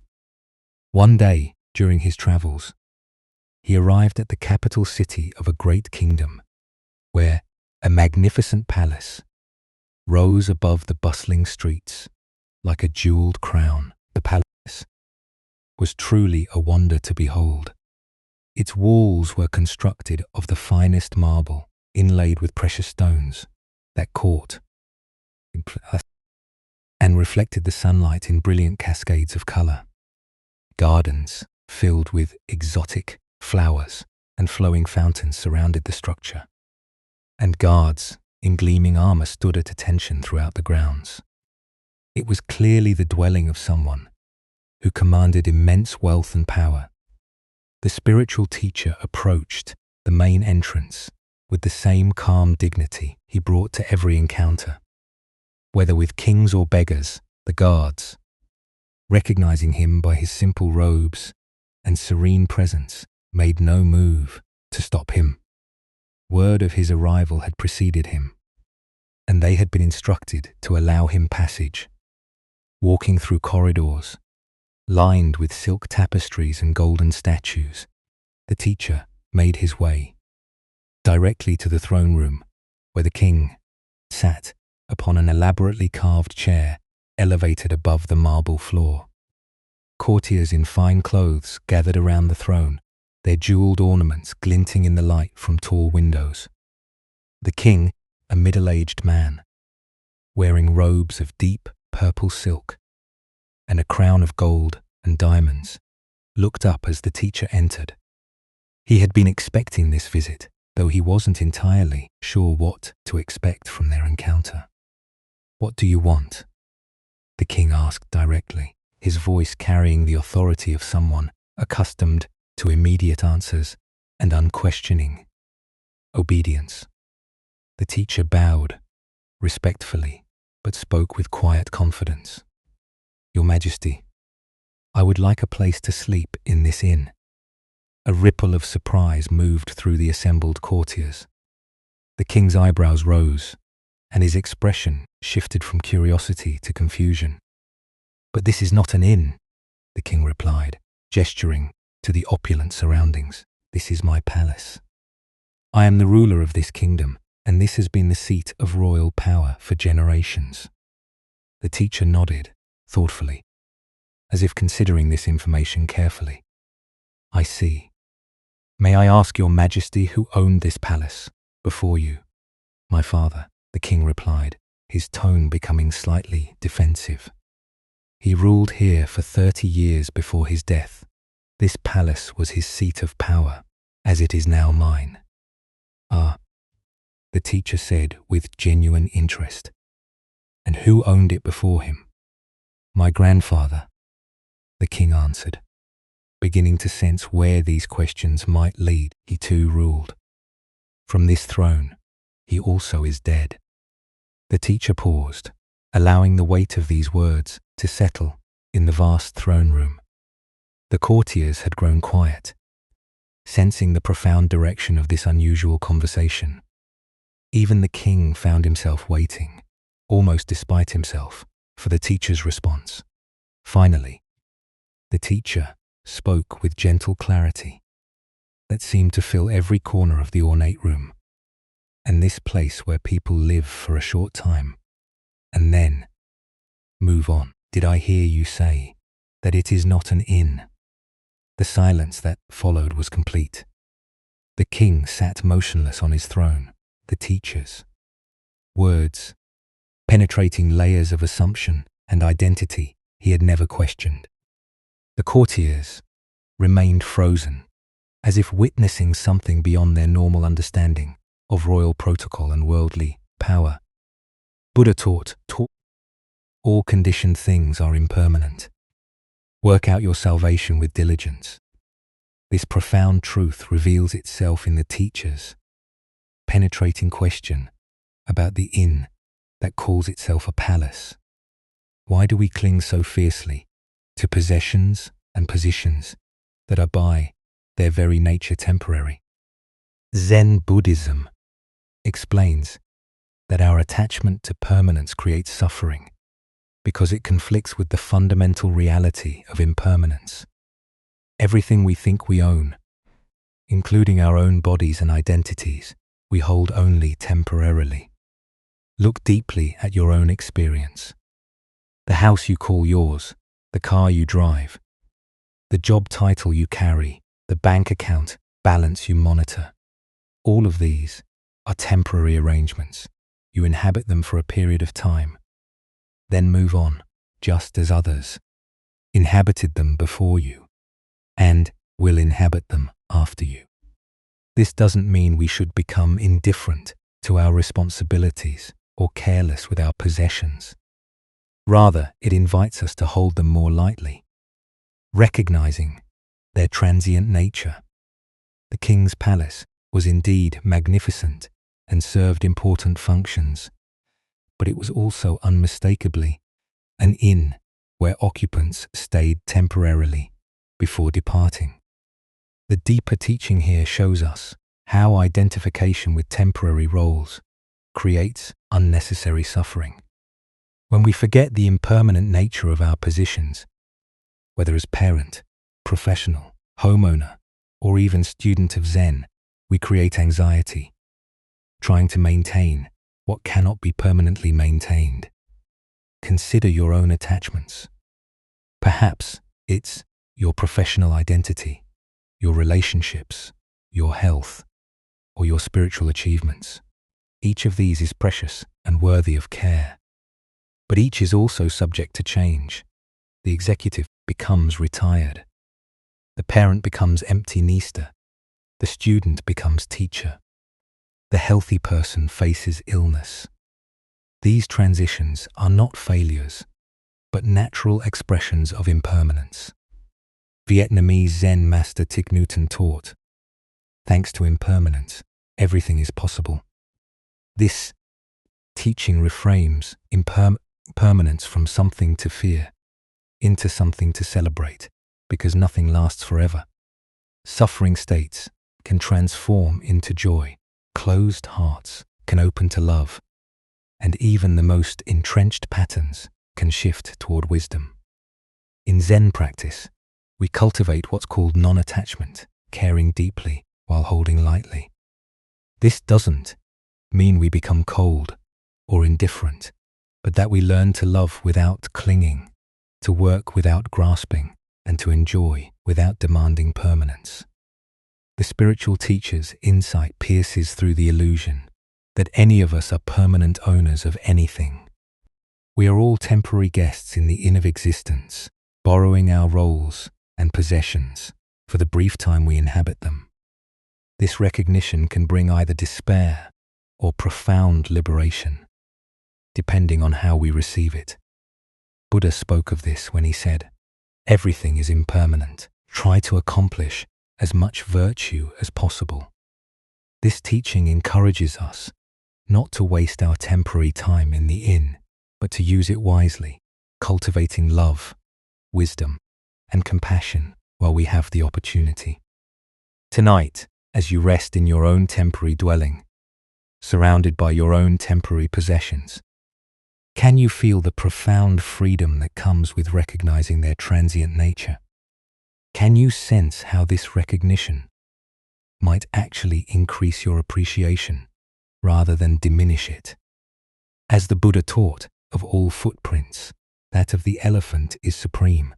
Similarly, of all meditative themes, that on death is supreme. By remembering the temporary nature of our stay in this inn called life, we discover the urgency and preciousness of each moment we're given to practice love. and awareness as we continue our journey through the wisdom of Zen Buddhism. Let us explore a story about transforming our relationship with suffering. This is the tale of the salt and the lake. In a quiet monastery nestled among rolling hills, there lived an aging master, renowned for his patience and wisdom. Among his students was a young apprentice whose heart had become heavy with complaints about life's difficulties. Each morning, the apprentice would arrive with fresh grievances. "Master, why is life so hard?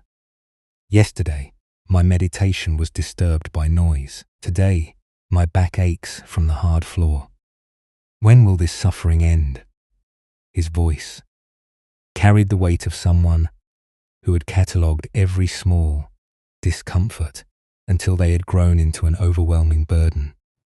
The master listened with infinite patience, but as days turned to weeks, he recognized that words alone would not shift his students' perspective. One crisp morning, as golden sunlight streamed through their simple dwelling, the master made an unusual request. "My dear student," he said gently, "I need you to go to the kitchen and bring me some salt. Just a handful will suffice." The apprentice, puzzled by the simple task, nonetheless obeyed. He returned with cupped palms containing coarse white crystals. "Now," the master instructed, producing a small glass of water, "place all of that salt into this glass and drink it." The young man hesitated. "Master, that seems like far too much salt for such a small amount of water." "Trust the process," the master replied. "Drink." The apprentice poured the salt into the glass, watching the crystals dissolve into a cloudy, unappetizing mixture. He lifted it to his lips and took a large gulp, immediately grimacing as the intensely bitter taste filled his mouth. "How does it taste?" the master asked. "Bitter," the apprentice spat. "Terribly, overwhelmingly bitter. I can barely stand it." The master chuckled softly. "Excellent. Now bring that same amount of salt and come with me." Together they walked in contemplative silence until they reached the shores of a pristine mountain lake. The water stretched before them like a mirror, reflecting the sky so perfectly that it was difficult to tell where earth ended and heaven began. "Now," the master said, "place this handful of salt into the lake." The apprentice waded into the shallow water and opened his hands, watching as the salt crystals scattered across the lake's surface, quickly dissolving without leaving any visible trace. "Drink from the lake," the master instructed. The young man cupped the lake water in his hands and brought it to his lips. The water was clean, refreshing, with the pure taste of mountain streams. "How does it taste?" the master asked. "Matcha," the apprentice replied, genuinely surprised. "Clean and pure. Do you taste the salt?" the master inquired gently. The student paused, paying careful attention. "No," he said slowly. "I don't taste any salt at all." The master sat beside his student on a smooth stone at the water's edge. His weathered hands reached out to clasp the young man's hands in profound tenderness. "My dear student," the master said, "the pain of life is pure salt, no more, no less. The amount of pain in existence remains constant, but the amount of bitterness we experience depends entirely on the container we put that pain into." The apprentice listened with new understanding. "When you are in pain," the master continued, "the only thing you can truly control is your response.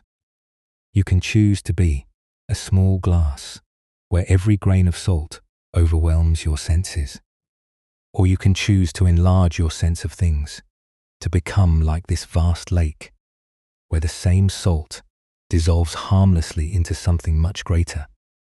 The master paused. "Stop being a glass, my friend. Become a lake The Buddha once said, "Pain is certain, suffering is optional." This fundamental teaching reveals the heart of our relationship with difficulty. We cannot eliminate the challenges woven into human existence, but we have tremendous power over how that pain affects us. What emerges from this story is understanding about consciousness itself. Our awareness is not fixed in size. It can contract into the narrow confines of a glass where every difficulty looms enormous, or it can expand into the spaciousness of a lake where the same difficulties become manageable. Why do we often choose to be the glass rather than the lake? First is our tendency toward pain, myopia, becoming so focused on discomfort that it fills our entire awareness. Second is our habit of story proliferation, taking a single painful event and creating elaborate narratives about how unfair life is. Third is the comparing mind, measuring our pain against an imaginary standard of how life should be. The lake perspective doesn't minimize genuine pain or suggest passivity. Rather, it offers a skillful way of relating to inevitable challenges that doesn't compound them with unnecessary suffering. From lake consciousness, we can respond to problems more creatively because we're not overwhelmed. Zen Master Thich Nhat Hanh taught, "Thanks to impermanence, everything is possible." From the lake perspective, we remember that everything arises and passes away within the vast space of awareness. Today's crisis becomes tomorrow's memory. We become a lake through practices that naturally expand awareness. Meditation teaches us to rest in spacious presence. Gratitude helps us notice experiences beyond immediate difficulties. Service reminds us that our pain is part of shared human experience. Tonight, as you reflect on current challenges, can you sense the difference between experiencing them from glass consciousness versus lake consciousness? What would it feel like to allow your awareness to expand beyond the immediate intensity of difficulties to include the vast context of this moment? As the Buddha taught, if you want to know your mind, sit down and observe it. If your mind is clear, happiness will come. The clarity he speaks of is not the absence of salt, but the spaciousness to hold it skillfully. In becoming lakes rather than glasses, we discover that pain can become a gateway to deeper compassion and freedom. Now let us explore a story about the power of belief and the destiny we create through faith itself. This is the tale of the general and the coin that revealed truth. A Japanese general faced an impossible situation. His army was greatly outnumbered by enemy forces. The terrain favored his opponents. And by every conventional measure of military strategy, the coming battle should result in devastating defeat. Yet, something deep within him remained convinced that victory was possible. Perhaps it was intuition. Perhaps it was desperate hope. But he felt certain that his cause was just, and his troops, though fewer in number, possessed a fighting spirit that could overcome the odds. The problem was his soldiers.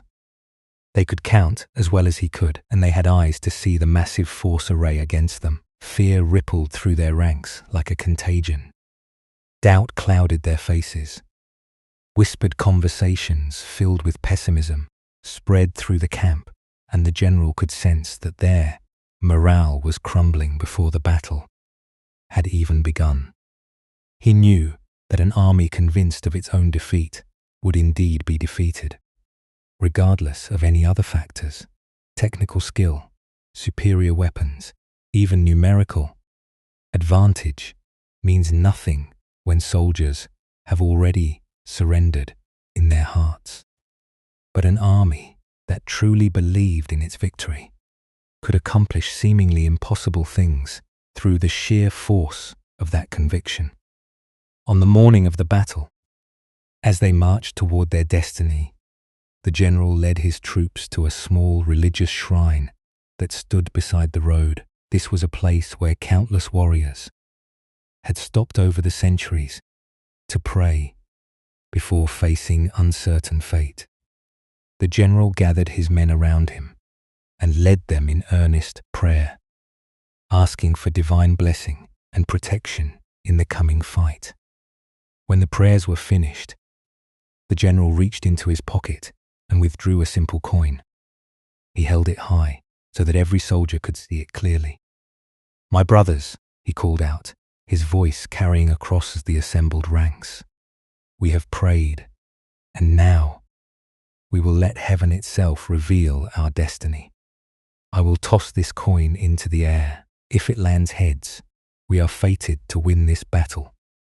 If it lands tails, we are destined to lose. Let us discover what the gods have decided for us." The soldiers pressed closer, their breathing shallow with anticipation. Everything seemed to depend on this single moment, this one flip of metal spinning through the morning air. The general tossed the coin high, and every eye followed its arc as it rose, hung suspended for an instant against the sky, then fell back down to earth. The coin landed and lay still in the dust. It was heads. A cheer erupted from the troops that could probably be heard for miles. Soldiers who had been grim and fearful moments before now laughed with joy and embraced each other with renewed confidence. The gods had spoken. Victory was assured. Their cause was blessed by heaven itself. Filled with this divine confidence, the soldiers attacked their enemies with such fierce determination and coordinated power that they achieved exactly what the coin had predicted. Against all odds, they won a decisive victory, routing forces much larger than their own and securing a triumph that would be remembered for generations. After the battle, as the general walked among his celebrating troops, his lieutenant approached him with wonder in his eyes. "General," the lieutenant said, "what an incredible thing. The coin revealed our true destiny, just as you said it would. Surely no human power can change what heaven has decreed." "You are absolutely right," the general replied, with a knowing smile. He reached into his pocket and withdrew the coin, holding it so his lieutenant could examine it closely. "No one can change destiny." The lieutenant looked at the coin and gasped. Both sides showed heads. The Buddha once said, "All that we are is the result of what we have thought. The mind is everything. What we think we become."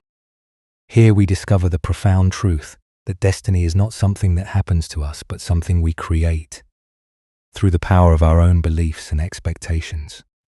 Why do we so readily assume that fate is beyond our influence, when our own minds play such a crucial role in shaping what unfolds?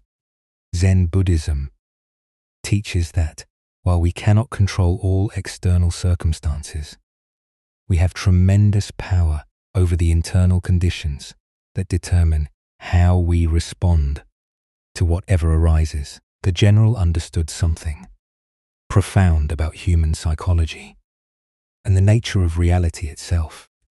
He knew that his soldiers' belief in victory was more important than their numerical disadvantage. He recognized that confidence, determination, and fighting spirit could overcome superior numbers when those qualities were genuinely present. But here is the deeper teaching. The general didn't simply manipulate his troops through deception. He created the conditions that allowed their natural courage and strength to emerge. The soldiers possessed the ability to fight brilliantly. All along, they simply needed to believe in themselves and their cause. Consider your own relationship with destiny and possibility. How often do you assume that outcomes are predetermined, that success or failure is beyond your influence? The general's two-headed coin represents the power we all possess to tip the scales in favor of positive outcomes through the quality of our engagement with life. This doesn't mean we can control everything through positive thinking, or that believing in something makes it automatically true. The soldiers still had to fight the battle. They still had to demonstrate actual skill and courage. But their belief in victory created the psychological conditions that allowed their best qualities to manifest. In Zen practice, we learn to work skillfully with both effort and surrender, both intention and acceptance. We recognize that while we cannot dictate specific outcomes, we can profoundly influence the energy and attention we bring to any situation. This quality of engagement often determines whether we experience success or failure, regardless of external circumstances. Zen Master Hangpo taught, "The foolish reject what they see, not what they think. The wise reject what they think, not what they see." The general was wise enough to see that his soldiers' thoughts about the battle were more influential than their thoughts about their numerical disadvantage. He worked with the reality of psychology rather than fighting against it. Look deeply at the various challenges and opportunities in your own life. Where might you be carrying a tails mentality? Assuming defeat before you fully engaged, focusing on obstacles rather than possibilities, letting fear determine your level of effort.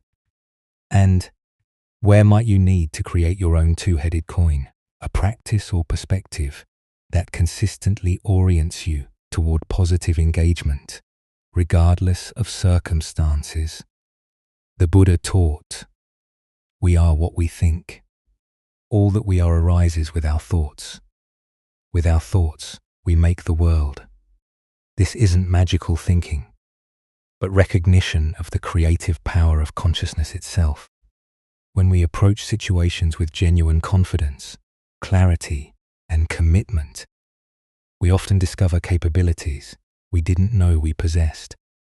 Tonight, as you consider the battles you're facing and the outcomes you're hoping for, can you find your own version of the general's wisdom?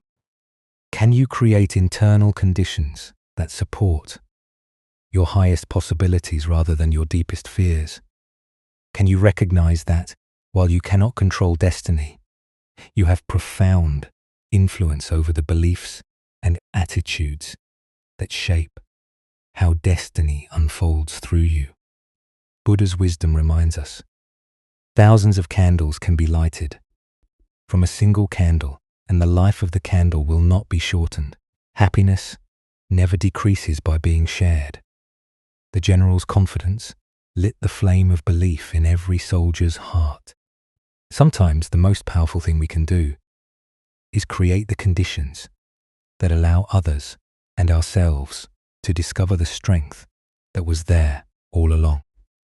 Let us now turn to a story about the relationship between outer circumstances and inner cultivation. This is the tale of the horse and the mind in a remote mountain region where execution grounds served as sobering reminders of mortality. Zen Master Bankai sought to test the depth of his spiritual realization. For several nights, he sat in meditation beneath a wooden crucifix, using the proximity of death to penetrate more deeply into the nature of existence. After completing this intense retreat, Bankai made his way to a nearby area where he could rest. He found a peaceful spot on an embankment surrounding a horse corral, where he lay down to continue his contemplation under the open sky. As he rested there, absorbed in profound silence, a harsh sound shattered his peace. From within the corral came the violent sounds of a warrior brutally beating his horse, the animal's cries mixed with the sharp crack of a whip, and angry shouts of a man losing control. Master Bank observed this scene with growing concern. The warrior was clearly frustrated, taking out his inner turmoil on the innocent animal. Each blow seemed to make the horse more agitated, rather than more compliant, creating a vicious cycle of violence and resistance. Unable to remain silent, Bankai called out from his position, "Hey, what do you think you are doing?" The warrior, absorbed in rage, ignored the interruption and continued his harsh treatment. The beating intensified, and so did Bankai's concern for both the animal and the man degrading himself through such cruelty. "Hey, Bank," called out again, his voice carrying the authority of someone who had spent years cultivating inner peace. "What do you think you are doing?" Still, the warrior continued, lost in frustration and anger. The horse became increasingly panicked, which only seemed to fuel the man's determination to force compliance through violence. A third time, Bankai's voice rang out, "Hey, what do you think you are doing?" This time, something in the master's tone penetrated the warrior's rage. The man stopped his beating, climbed down from his horse, and approached the embankment. As he drew closer, his expression changed. There was something about this stranger that commanded respect, a quality of presence that spoke of deep inner development. "You were yelling at me," the warrior said, his voice still carrying traces of anger, but now mixed with curiosity. "Do you have something to tell me?"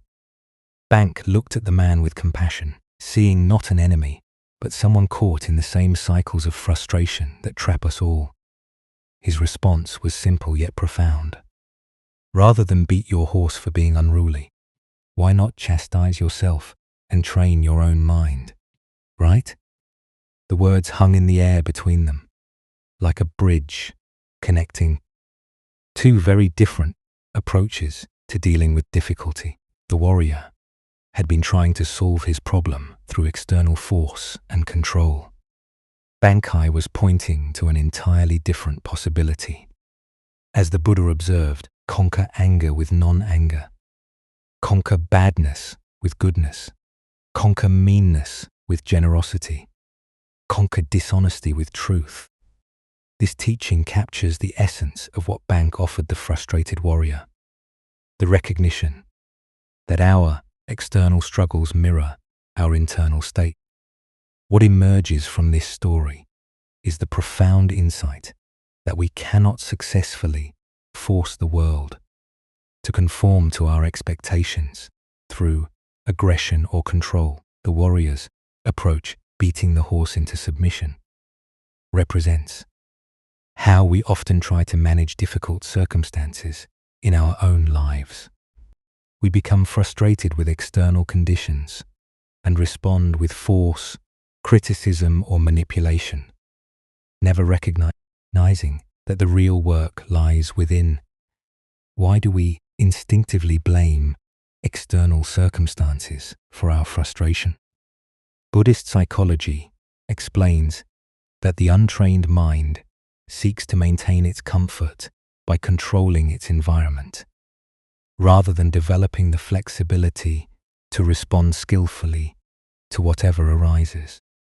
This creates what Zen calls pushing the river, exhausting ourselves, trying to force reality to match our preferences. Consider how this pattern manifests in daily life. The computer that crashes during an important project becomes the target of our anger, when the real issue is our attachment to having technology work perfectly. The traffic jam that makes us late triggers road rage, when the actual problem is our expectation that travel should always be smooth. The family member who doesn't respond to our advice becomes the focus of our frustration, when the deeper issue is our need to control others' choices. In each case, we're like the warrior beating the horse, applying force to external circumstances, while ignoring the internal conditions that create our suffering. The horse represents the uncontrollable aspects of life, other people's behavior, natural events, technological failures, and the inherent unpredictability of existence. Zen teacher Pema Chodron writes, "You are the sky. Everything else is just the weather." This points to the same truth bank offered the warrior. Instead of trying to control the weather of external circumstances, we can develop the spacious awareness that remains calm, regardless of conditions. The real training involves learning to work with our own minds, rather than trying to force compliance from the world around us. This doesn't mean becoming passive or accepting harmful situations, but rather approaching challenges from a place of inner stability rather than reactive frustration. Buddhist practice offers specific techniques for this internal training. Mindfulness meditation teaches us to observe our reactive patterns without being swept away by them. Loving kindness practice develops compassion for ourselves and others when things don't go as planned. Contemplation of impermanence helps us accept the changeable nature of all conditions. Tonight, as you encounter the inevitable frustrations of daily life, can you remember Bankai's teaching? When you find yourself wanting to beat the horse of difficult circumstances, can you pause and ask, what would it mean to train my own mind instead? Buddha's wisdom teaches us, hatred is never appeased by hatred in this world. By non-hatred alone is hatred appeased. This is a law eternal. The path to peace lies not in conquering external conditions, but in cultivating the inner qualities that remain stable, regardless of what the world presents. Our next story reveals the power of returning to what is real, when fear threatens to overwhelm us. This is the tale of the captured warrior. In ancient Japan, during a time of constant warfare between rival clans, a skilled warrior found himself on the losing side of a fierce battle. As his comrades fell around him and defeat became inevitable, he was captured by enemy soldiers and dragged away from the battlefield.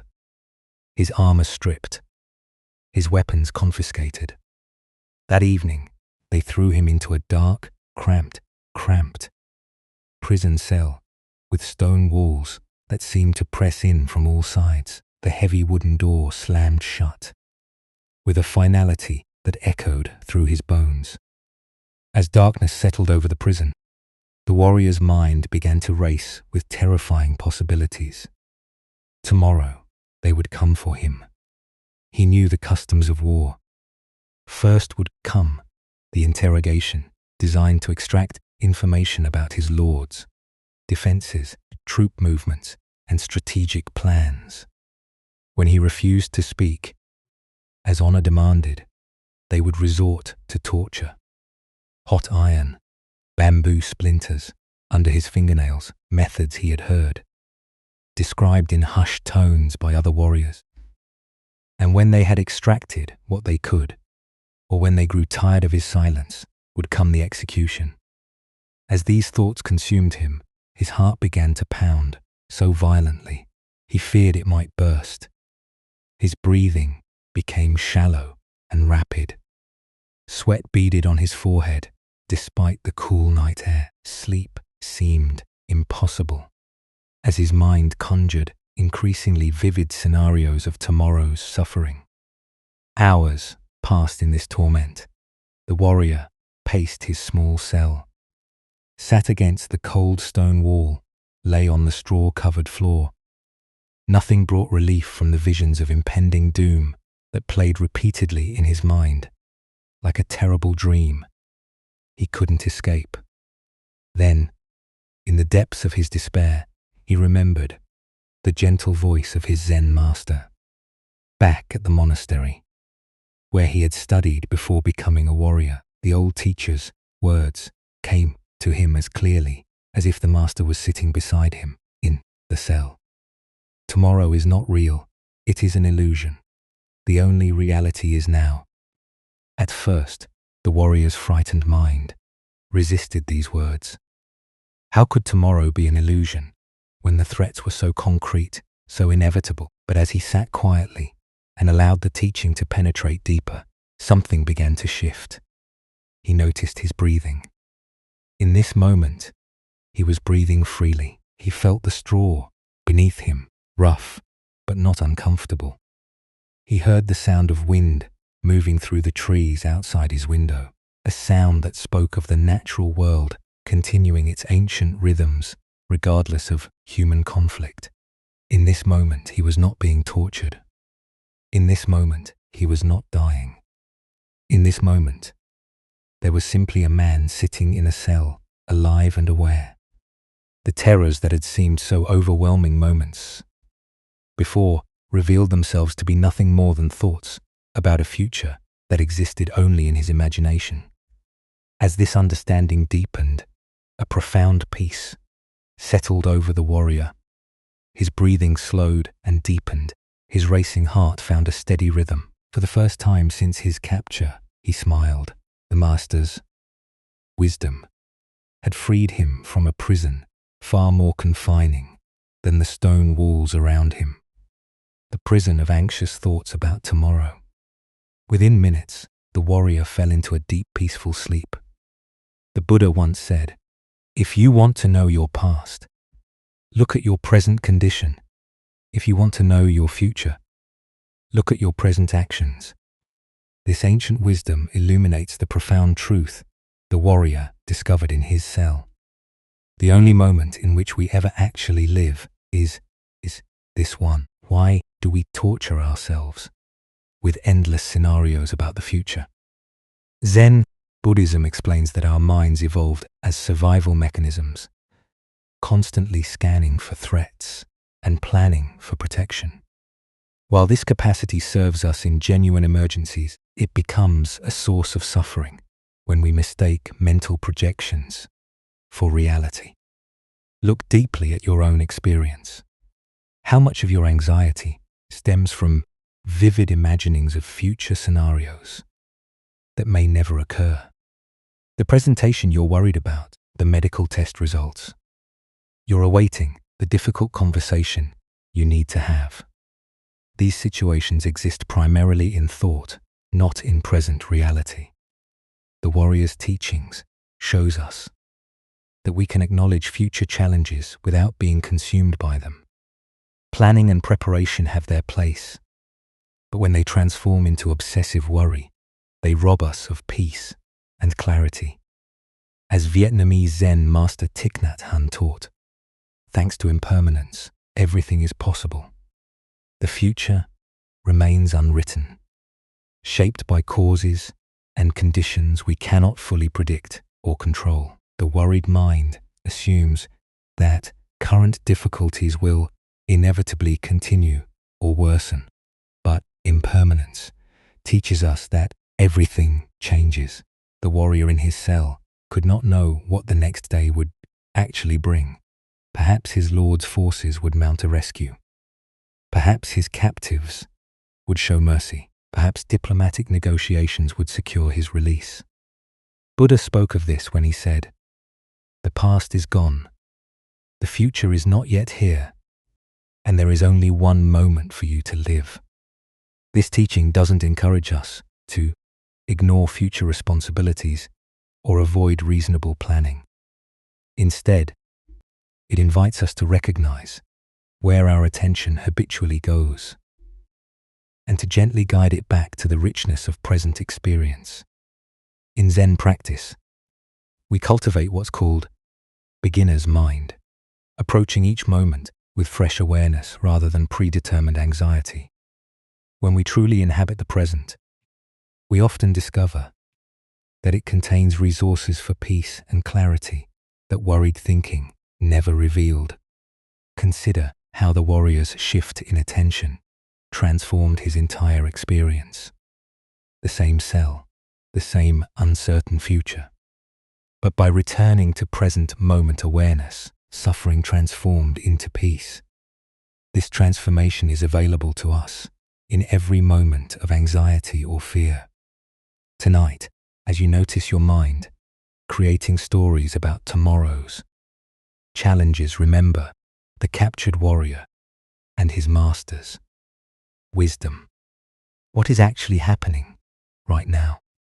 What simple experiences, breathing, sitting, the temperature of the air are available to anchor you in reality rather than imagination. As the Buddha taught, do not dwell in the past. Do not dream of the future. Concentrate the mind on the present moment. In this teaching lies the key to the warrior's prison and our own. Now let us explore a story about fearlessness and the power that comes from accepting what cannot be changed. This is the encounter between the general and the Zen master who could not be moved. During the violent civil wars that tore through feudal Japan, armies swept across the countryside like natural disasters, conquering villages and controlling territories through force and intimidation. When word spread that a particular warlord's army was approaching, most people would flee with whatever possessions they could carry, seeking safety in the mountains or with relatives in distant towns. In one small village, as the dreaded army drew near, the familiar pattern repeated itself. Families packed hastily. Merchants closed their shops, and within hours, the streets that had been busy with daily life stood empty and silent. Everyone had fled. Everyone, that is, except the old Zen master who lived in the simple temple at the village center. When the conquering army arrived and found the village deserted, the general was surprised to discover smoke still rising from the temple chimney. Curious about who would have the audacity, or perhaps the foolishness, to remain when everyone else had fled, he decided to investigate this anomaly personally. The general approached the temple with several of his lieutenants, expecting to find either a frail old man too weak to flee, or perhaps someone who had been unable to escape in time. What he found instead was the Zen master, sitting peacefully in his garden, tending to his plants as if nothing unusual was happening around him. The general had grown accustomed to fear and submission wherever his army went. Village leaders would prostrate themselves before him, pleading for mercy and offering tribute in hopes of avoiding destruction. Citizens would cower and flee at the mere sight of his soldiers. This old man's calm indifference to his presence was both puzzling and irritating. When he wasn't treated with the deference and submissiveness to which he was accustomed, the general's face darkened with growing anger. Here was someone who didn't seem to understand the gravity of the situation or respect the power he represented. "You fool!" the general shouted, his voice echoing through the empty courtyard as he reached for his sword. His elaborate armor gleamed menacingly in the afternoon light, and his hand gripped his weapon with practiced ease. "Don't you realize that you are standing before a man who could run you through without blinking an eye?" The threat that had terrorized countless others left the master completely unmoved. He continued his careful tending of a small flowering bush, his hands steady and his expression serene. When he finally looked up at the general, it was with the same calm attention he had shown before, as if greeting any ordinary visitor to his garden.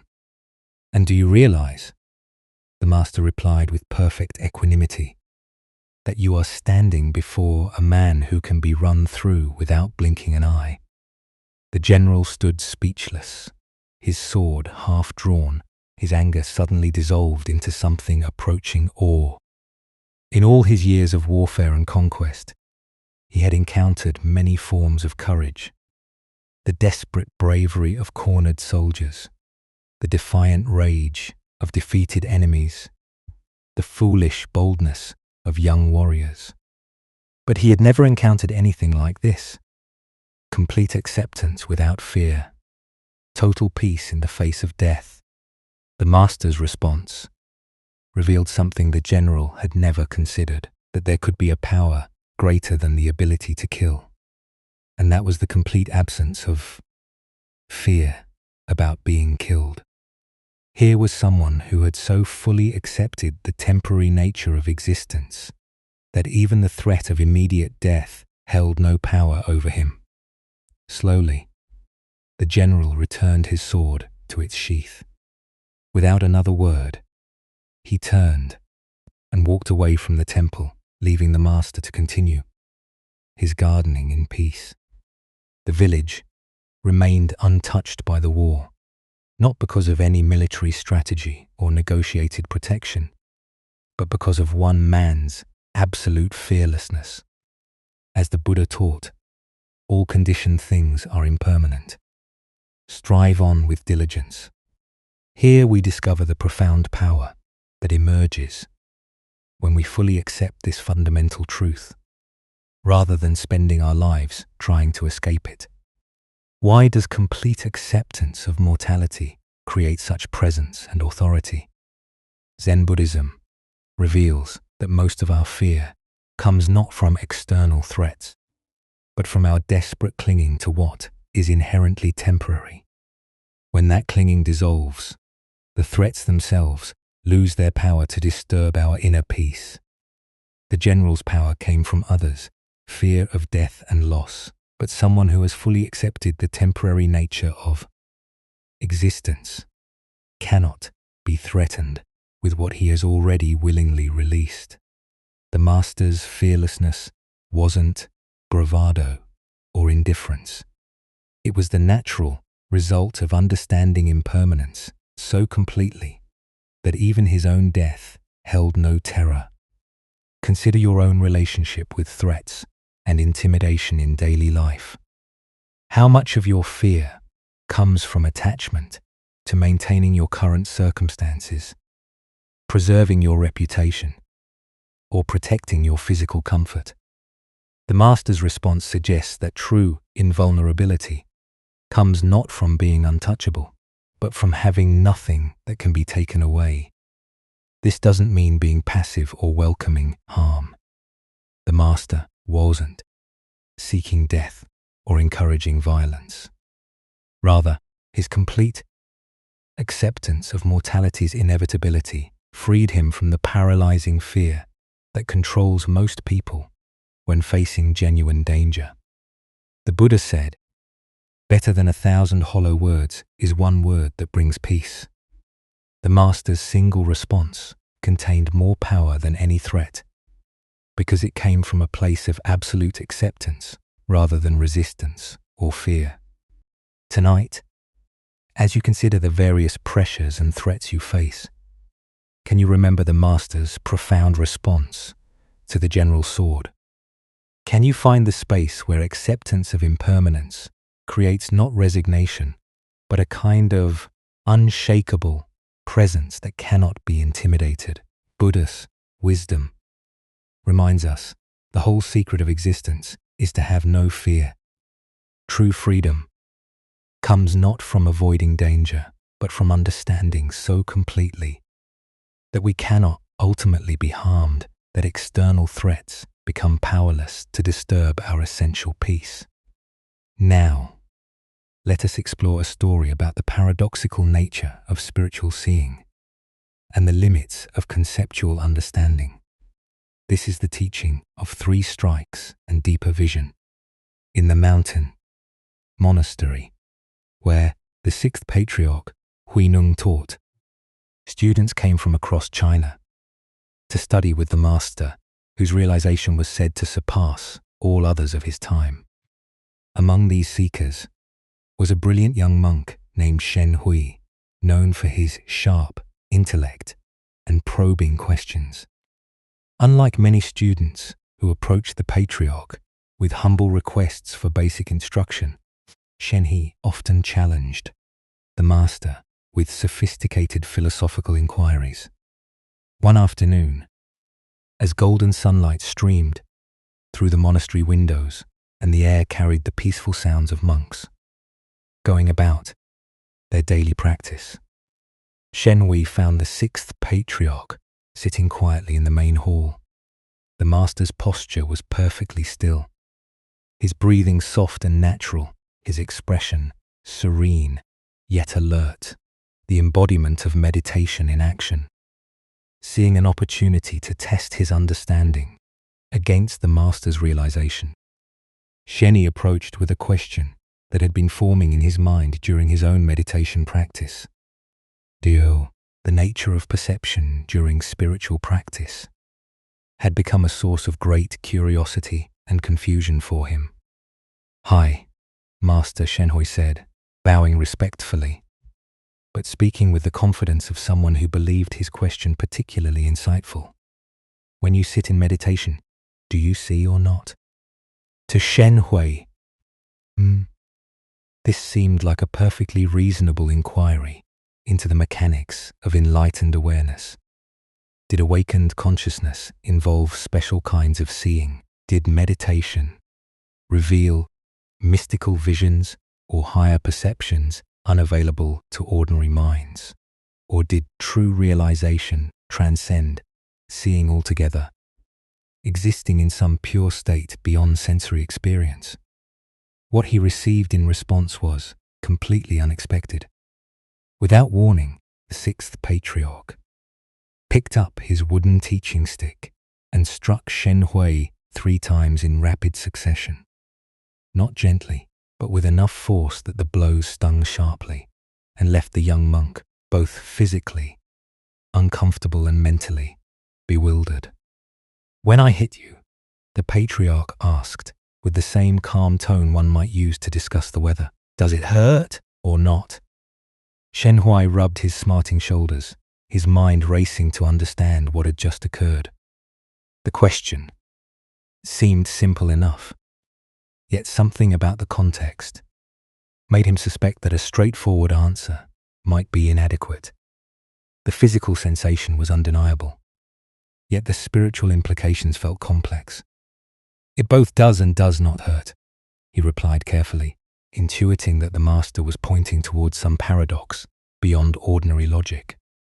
"I both see and do not see," the sixth patriarch responded, his words carrying the weight of direct experience rather than philosophical speculation.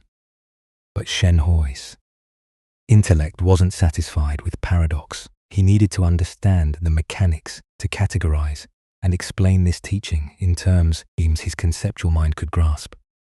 "How can you both see and not see?" he pressed, genuine confusion evident in his voice. "That seems contradictory. Either you see during meditation or you don't. How can both be true simultaneously?" The patriarch's response came with the patience of someone who had spent decades helping students move beyond the limitations of dualistic thinking.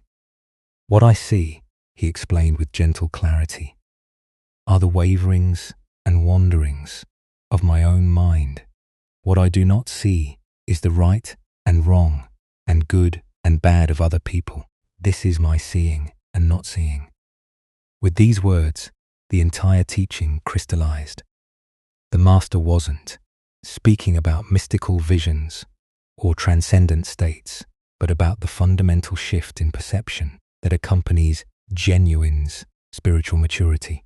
Ancient Buddhist wisdom tells us, the mind is everything. What you think you become. This teaching relates profoundly to the patriarch's lesson about the nature of awakened seeing. Why do we become confused when spiritual teachings transcend ordinary logic? Zen Buddhism explains that our conceptual mind operates through dualistic categories: seeing or not seeing, pain or no pain, right or wrong. But enlightened awareness doesn't eliminate these experiences. It transforms our relationship to them. The deeper teaching here shows us what authentic spiritual perception actually involves. The patriarch sees his own mental processes clearly, the arising and passing of thoughts, emotions, and reactions. This isn't a mystical power, but the natural result of sustained mindfulness practice. He observes the waverings and wanderings of consciousness without being lost in them. Simultaneously, he doesn't see in the judgmental sense, imposing categories of right and wrong, good and bad onto others' behavior. This non-seeing isn't ignorance but wisdom, recognizing that such judgments often say more about the observer than the observed. Look deeply at your own patterns of perception. How much of what you think you see in others actually reflects your own mental projections? When someone irritates you, are you seeing their actual behavior clearly, or are you seeing your own triggers and reactions? When someone impresses you, are you recognizing their genuine qualities, or are you seeing your own desires for approval or achievement? This ancient wisdom illuminates the difference between reactive perception and clear seeing. Reactive perception involves our past conditioning, our emotional needs, our judgmental habits. Clear seeing involves awareness that recognizes its own processes while remaining open to what's actually present. Zen Master Dogen taught to study the Buddha way is to study the self. To study the self is to forget that this teaching points to the same insight the patriarch offered. True seeing involves turning attention toward our own mental processes rather than fixating on external judgments and evaluations. The 3 strikes Shen Hui received weren't punishment, but skillful teaching. Physical pain that both does and does not hurt points toward the mystery of conscious experience itself. Pain arises in awareness, is felt fully, yet doesn't define or limit the awareness that experiences it. Similarly, thoughts and emotions arise in consciousness without contaminating its essential clarity. Consider how this teaching might transform your daily experience. Instead of constantly evaluating others' behavior, finding fault, making comparisons, generating opinions, what if you turned that same attention toward observing your own mental reactions? What patterns would you discover in the wanderings and waverings of your own mind? This doesn't mean we become passive or lose our capacity for discernment. Rather, we develop the ability to respond from clarity rather than reactivity. When we see our own judgmental tendencies clearly, we naturally become less caught in them. When we observe our mental projections, we're less likely to mistake them for objective reality. In Zen practice, we cultivate what's called mirror mind, awareness that reflects whatever arises without being stained or changed by it. This mirror sees everything clearly while maintaining its essential emptiness and openness. Tonight, as you notice your mind categorizing and judging the experiences of your day, can you remember the patriarch's teaching? Can you turn your attention towards the seer rather than constantly evaluating what is seen? Can you discover the freedom that comes from seeing your own mental processes without being enslaved by them? Buddha spoke of this when he said, "You yourself, as much as anybody in the entire universe, deserve your love and affection." By learning to see our own mental patterns with compassion rather than judgment, we develop the clarity to see others with equal kindness and understanding. As we continue our journey through the wisdom of Zen Buddhism, let us explore a story about contentment and the nature of desire. This is the stone-cutter's journey. High in the mountain villages, there lived a simple stone cutter who had discovered the secret of happiness without knowing it. Each dawn he would climb winding paths to the quarries, his tools balanced across his shoulders. As he worked among the stones, he would sing old mountain songs that echoed across the valleys. Though he was poor by society's measures, living in a modest hut with few possessions. The stone cutter desired nothing more than what he had. His simple life felt complete. The rhythm of his work, the beauty of the mountains, the satisfaction of honest labor. His heart held not a care in the world.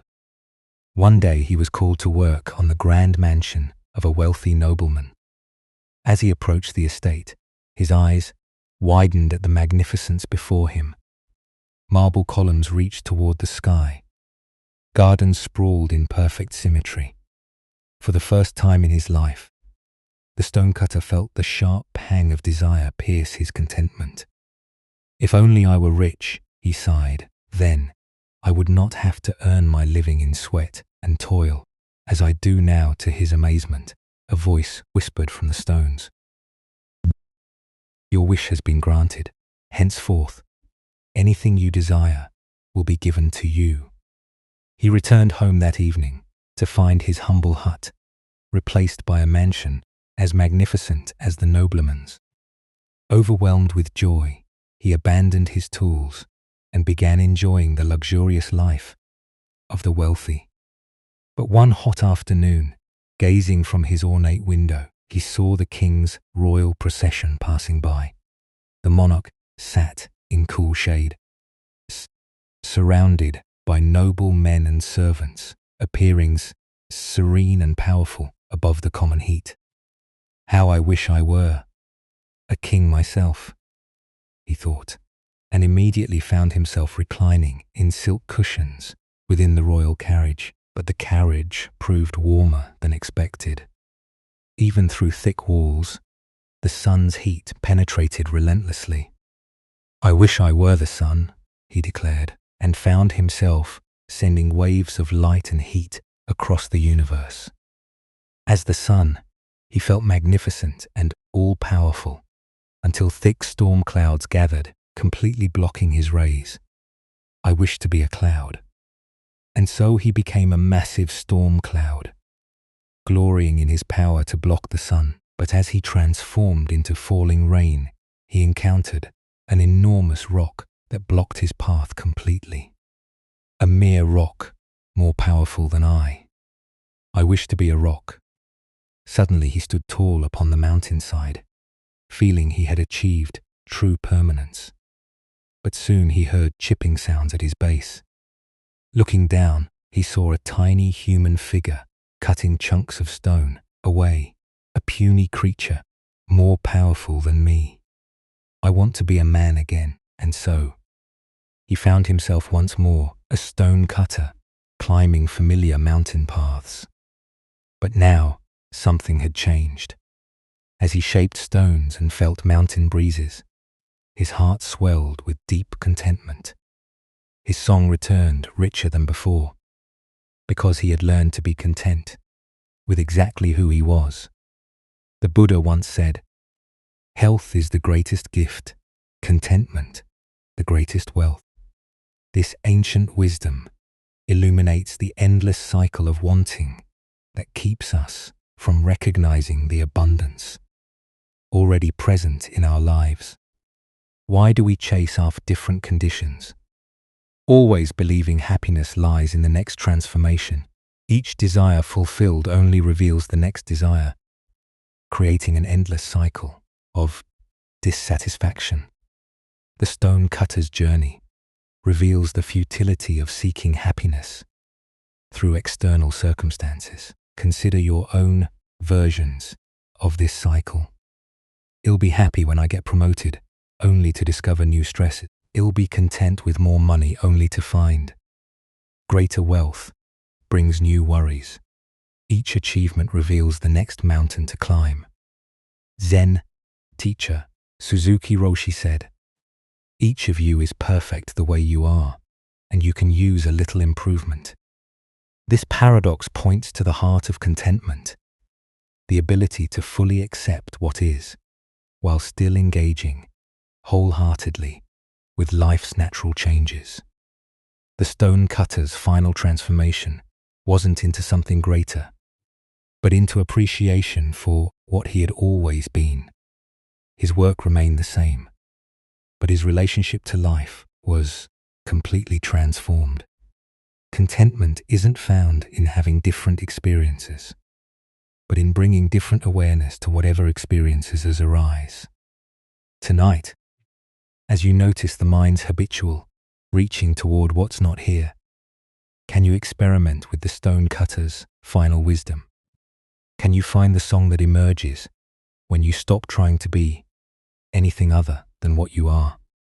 As the Buddha taught, contentment is natural wealth. Luxury is artificial poverty, the greatest transformation. Available isn't becoming something different, but recognizing the inherent completeness of what we already are. As we continue our journey through the wisdom of Zen Buddhism, let us turn to a story about the difference between resistance and flow. This is the teaching of the old man and the waterfall in a mountain village where a swift river carved its way through ancient rocks. An old Taoist sage often walked along the water's edge, observing the interplay between the flowing current and the solid stones that tried to redirect its path. The villagers knew him as a gentle contemplative man who seemed to understand something profound about the natural world that others missed. One afternoon, as storm clouds gathered and rain began to fall, the river swelled with unusual force. The current grew violent and unpredictable, rushing toward a high waterfall that dropped into a rocky gorge below. Most people avoided the area during such conditions, knowing that anyone who fell into the rapids would face almost certain death against the jagged rocks at the bottom of the falls. The old man, however, had been caught by the sudden storm while walking along his usual path. As he tried to make his way back to safety, the muddy bank gave way beneath his feet. Before he could catch himself, he tumbled into the raging torrent and was immediately swept away by the powerful current. Villagers who witnessed his fall cried out in horror. They ran along the riverbank, helplessly watching as the old man was carried toward the waterfall by waters too violent and swift for any rescue attempt. They could only watch in anguish as he disappeared over the edge, plunging into the churning chaos below. Everyone assumed the worst. No one could survive such a fall, especially not an elderly man with limited strength. The villagers prepared themselves to search for his body downstream. Once, the waters calmed enough to make such a search possible. But to their amazement, as they hurried toward the base of the waterfall, they saw the old man emerging from the water far below, completely unharmed. He walked calmly to the shore, water streaming from his clothes, and sat down to rest as peacefully as if he had simply taken a refreshing swim on a pleasant day. The villagers rushed to him, unable to believe what they had witnessed. "How is this possible?" they asked in wonder. "How did you survive that terrible fall? The water was so violent, the rocks so dangerous. By all reason, you should have been killed." The old man smiled at their concern and amazement. He wrung water from his sleeves and considered their question carefully before answering. "I survived," he said, simply, "because I accommodated myself to the water, not the water to me. When I felt myself falling, I did not fight against the current or try to force it to change direction. Without thinking, I allowed myself to be shaped by it. When the water wanted to go down, I went down. When it swirled, I swirled with it. Plunging into the whirlpool, I came out with the whirlpool. I became like the water itself. And this is how I survived." The villagers listened in silence, beginning to understand that they had witnessed something far more than a fortunate accident. They had seen a demonstration of a profound principle that the old man had spent years learning from his careful observation of the natural world. As the Buddha taught, nothing is permanent. Everything is subject to change. Being is always becoming. Here we discover the wisdom of working with life's currents, rather than exhausting ourselves in futile resistance to forces beyond our control. Why do we instinctively fight against difficult circumstances when flow and adaptation might serve us better? Zen Buddhism reveals that our ego mind believes it can control external conditions through force of will, but this approach often creates more suffering than the original difficulty. The old man's survival wasn't mere luck. It was the result of understanding something essential about the nature of existence itself. When we align ourselves with the natural flow of events, rather than demanding that life conform to our preferences, we often discover resources and possibilities that resistance makes invisible. Consider your own relationship with challenging circumstances.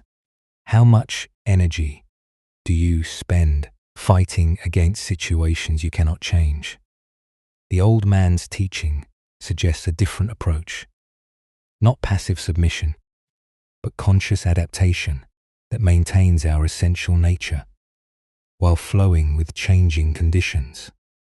This doesn't mean accepting harmful situations or abandoning our values.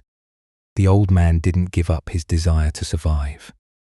He simply changed his strategy for survival.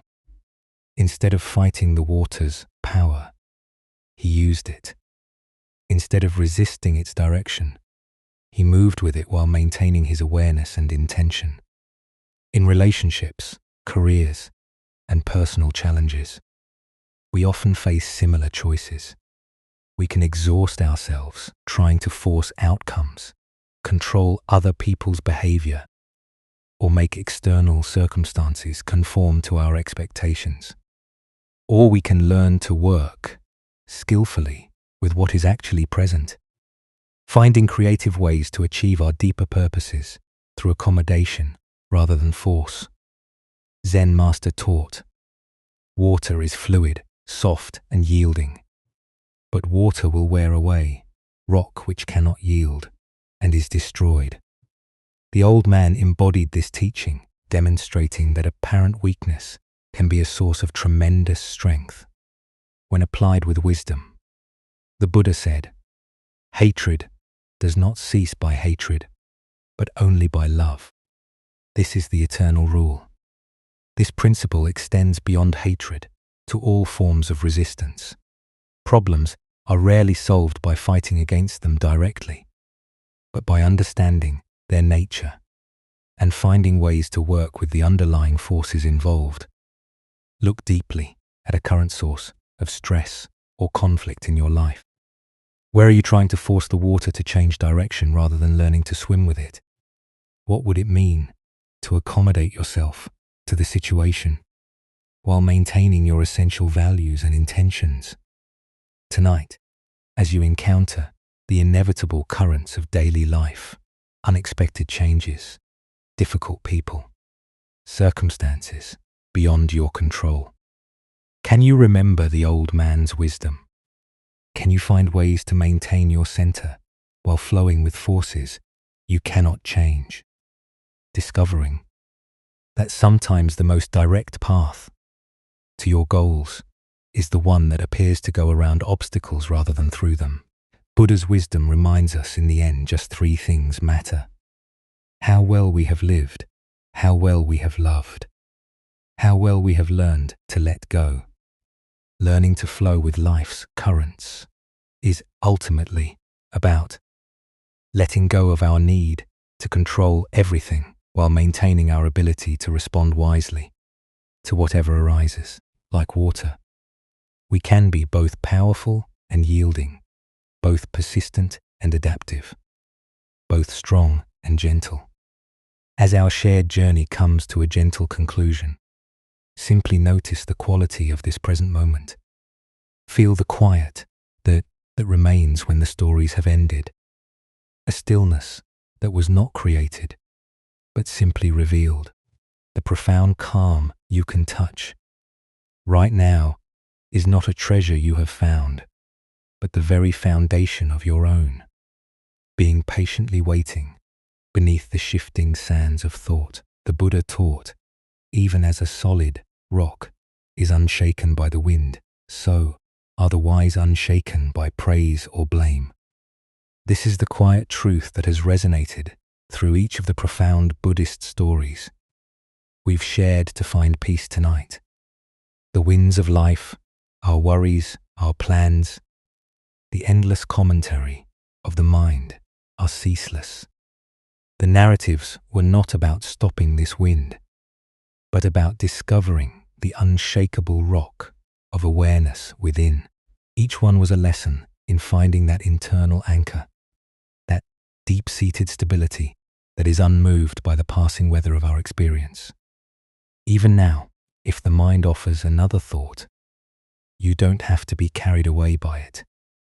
The wisdom cultivated here is the understanding that you are not the wind, you are the rock. This recognition is now a more familiar space for you, a quiet refuge you can return to again and again. As you settle deeper into stillness, allow yourself to feel this unshakable quality. Sense the groundedness in your body and the space that surrounds your thoughts. This is the essence of true rest, not striving for a state, but resting in the state that is already here. In the silence that follows my voice, simply be with the feeling of this solid center, observing the gentle rhythm of your breath as it flows on its own. These teachings are a timeless reminder of the strength that lies in non-reaction. They point to a freedom that is always available when we stop letting the outside world dictate our inner peace.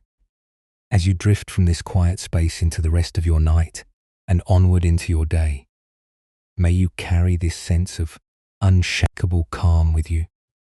Let it be the silent ground that supports you steady and true through all of life's moments. Thank you for joining us on this journey at Sleep Well.